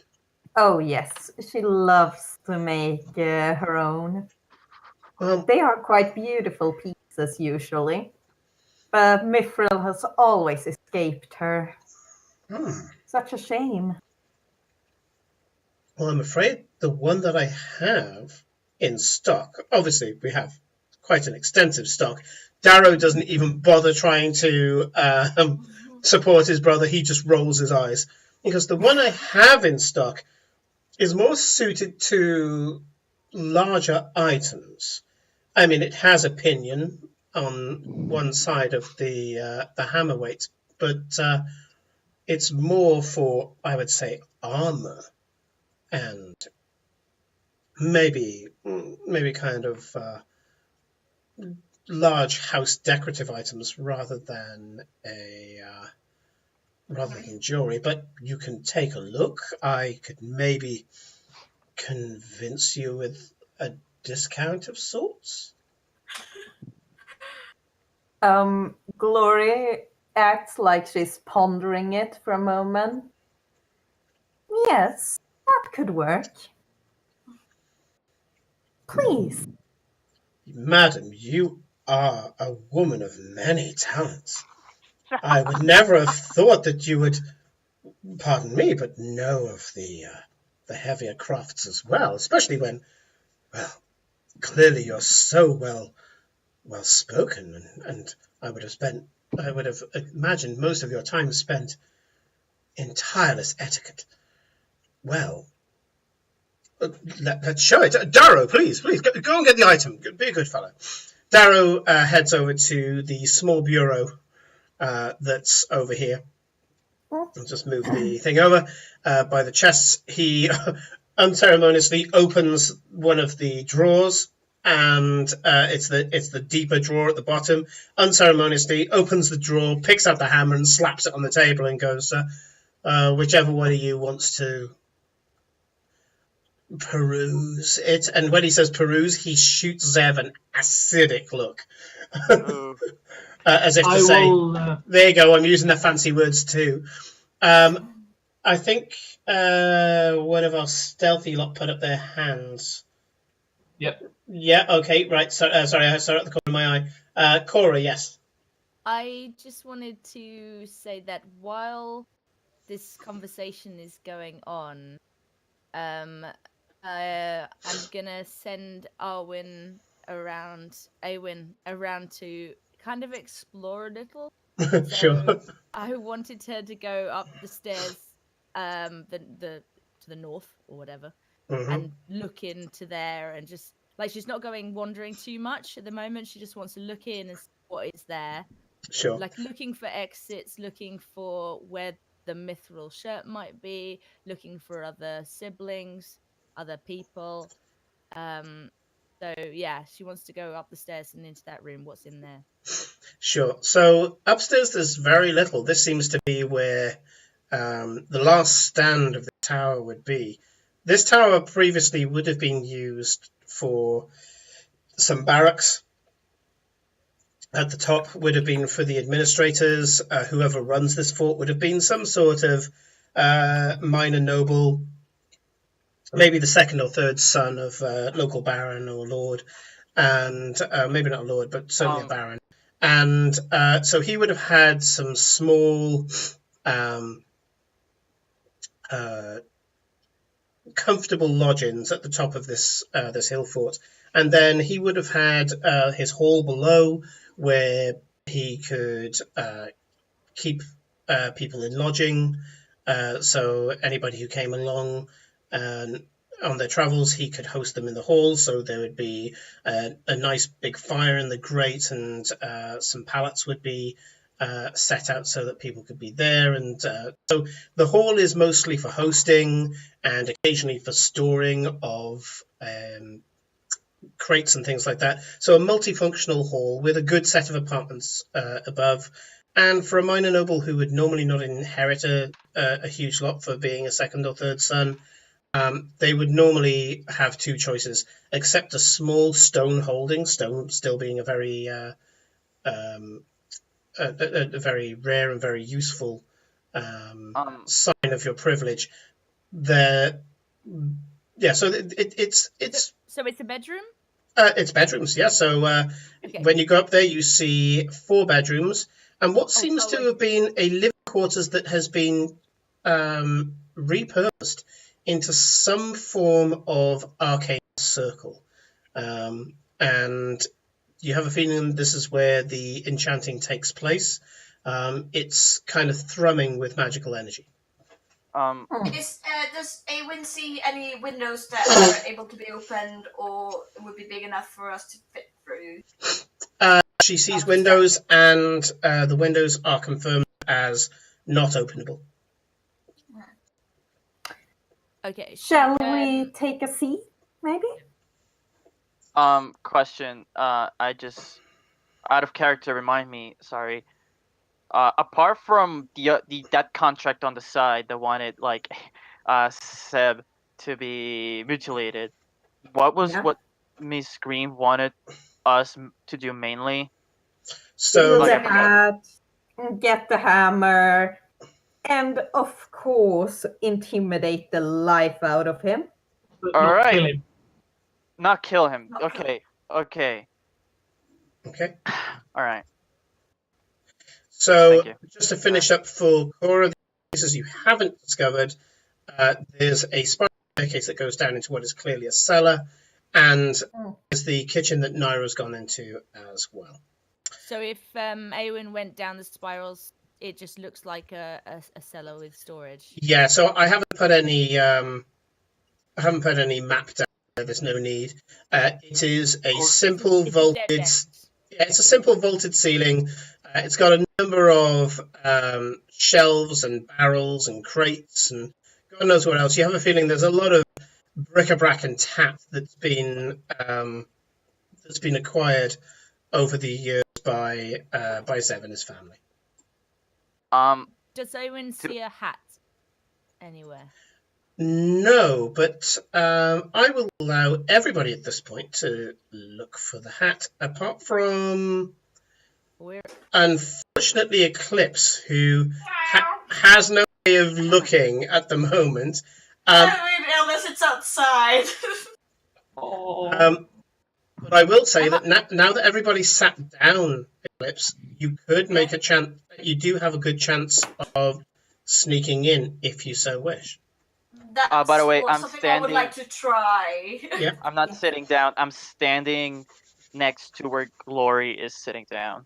Yep, sure. Yeah, Okay. I'm not going to sit either, so I'm going to stand just behind her on the opposite side to whatever Aiden is. Okay. Aiden, you're about 4 foot away from the hammer, and let's get as many people in as we can on this, so no one's left out. So, quickly, Eclipse, can I have a stealth check, please? Yes. Oh, With, well. with advantage because of the distraction that everybody is talking. Nice. Thank you. That's a natural 20 plus 7. Yeah, Jesus absolutely. Christ. So, yeah, I'm going to say you have managed to get yourself neatly behind this table, and you're just crouching down in your false halfling form. And Cora is currently going around in the form of Eowyn, but we'll say that she's only about 10 foot outside them. About 10 foot outside the map, so she can run in anytime she likes. But that means that Eclipse can also make the roll that I'm about to ask you to do. So anybody who's looking for the hat, I want two things from you. Don't call out the scores. I'll go around each of you individually. I would like you to roll 2 dice. One is a perception check, and the second one is an arcana check. Okay. So, first. Can I roll investigation rather than perception? Because it's cruising. Because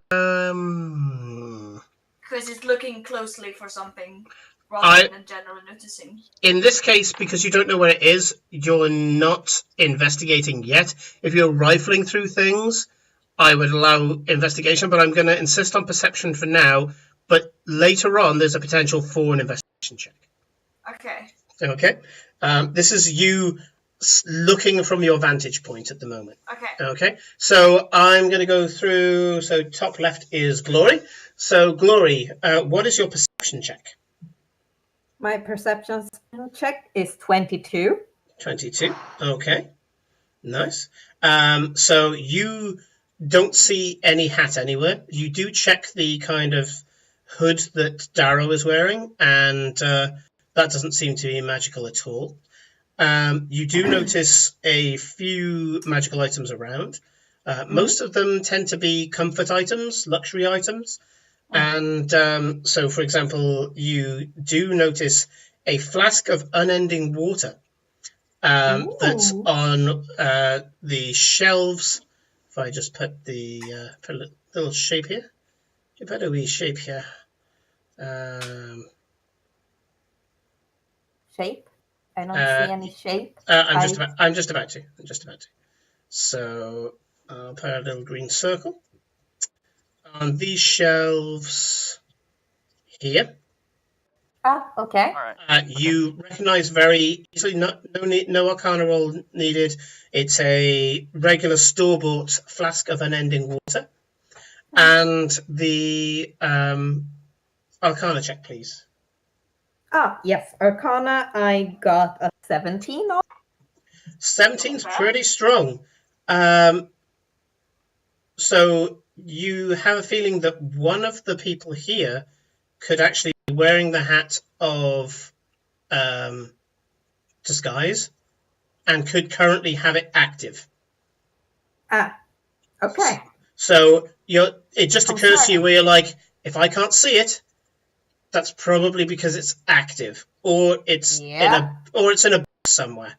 It could be in someone's pocket, it could be in someone's bag, it could be in a desk drawer. He might not need to use it at the moment, but if it's here, it could be used.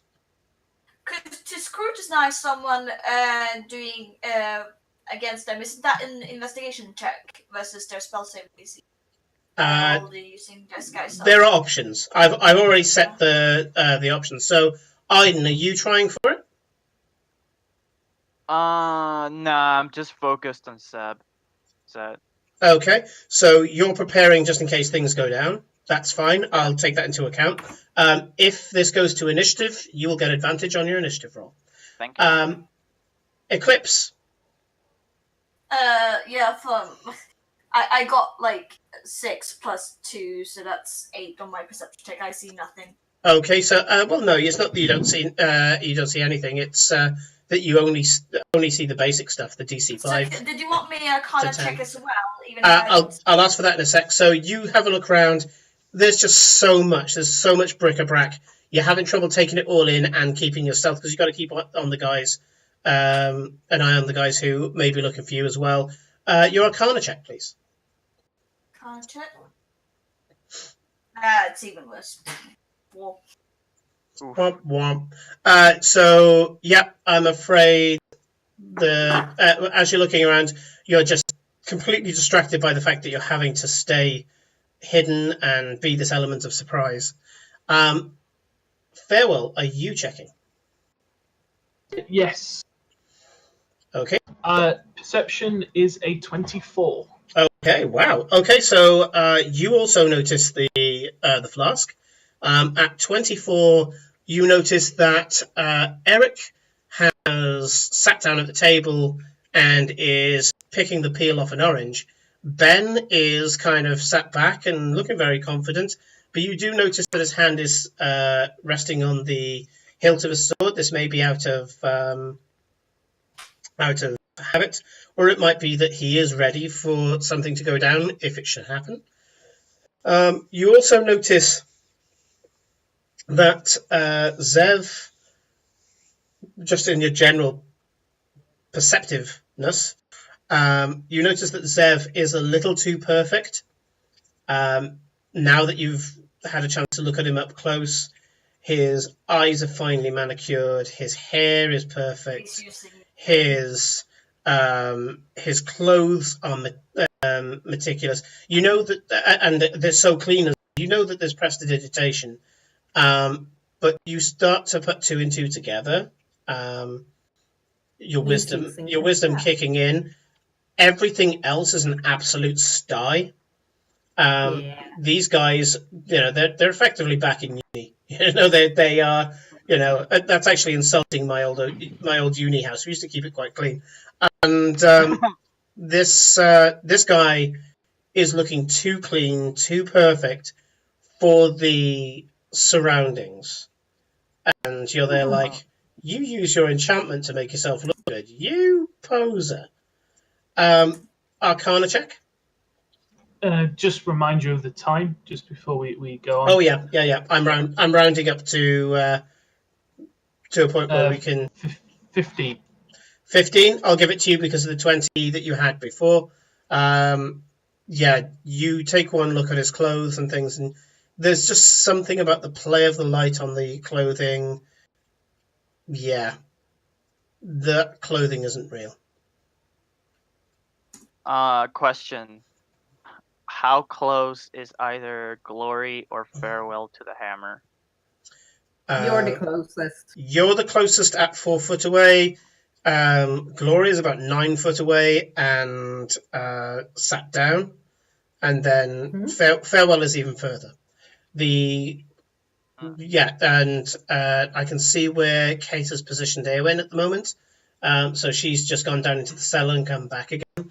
So yeah, she's getting the lay of the land. And as I say, the cellar is roughly the same size as this room here, and it's just full of crap. All right. Okay. Any questions that you want to just get out of the way before we wrap up for the night? Is anyone gonna try grabbing the hammer? Not yet. Oh, but can I? Okay. I don't think I would be able to, even with my natural 20 of stealth. I think that me going up with the cat, going like grabbing the hammer and pocketing it would help much. Okay, Can so I actually do that? so the words are you can certainly try. I will remind you of a few things though. So There's first of all, someone standing right next to it. yep, there's someone standing right next to it. It is the subject of the current conversation. They are in the process of showing it to Glory. Well, I mean, I can do it with mage hand. Like, I was actually Can gonna sleight of ask, hand it like, with mage hand, like. can I take a look at it? Remember, After all, it has to be of a certain quality to show to Mother. Okay. You know? So yeah, I mean, Glory, you're supposed to be the purchaser, so you can ask for the hammer to be brought over to you by your servant Aiden. Yes. Yeah. All right. I bring her the hammer. Yeah. The hammer is as described. It is quite clearly the hammer that you're looking for. All right. I give it to her. Sure. I presume that there's going to be a conversation between you and Zed, so I think that's a good opener for next week. Okay, so thank you very much, guys. I think we've had a character growth for this session, which was good. And we will see how this... I really want to know what a negotiation for the hammer and potential enchantment segues into minor mutilation of Zev. But I'm... Violently. We will see next Thursday night, won't we? Okay. Thank you very much, guys, and thank you very much for the people who are watching and for the RPG Lab for the raid. We've got still quite a few of them in the chat room, and it's been thanks very much. I apologise to mostly Leanne and a couple of the others for the sound quality at the start. We've now changed the bit rate of the sound, so it has less to catch up with. It's not going to be Dolby surround sound. It's not going to break your phone either. So we will make sure that that's set up for next week as well, so that you get less breaking up of the sound. But thank you very much, and I'm hoping that you're enjoying the story so far, and we'll have more of this next week.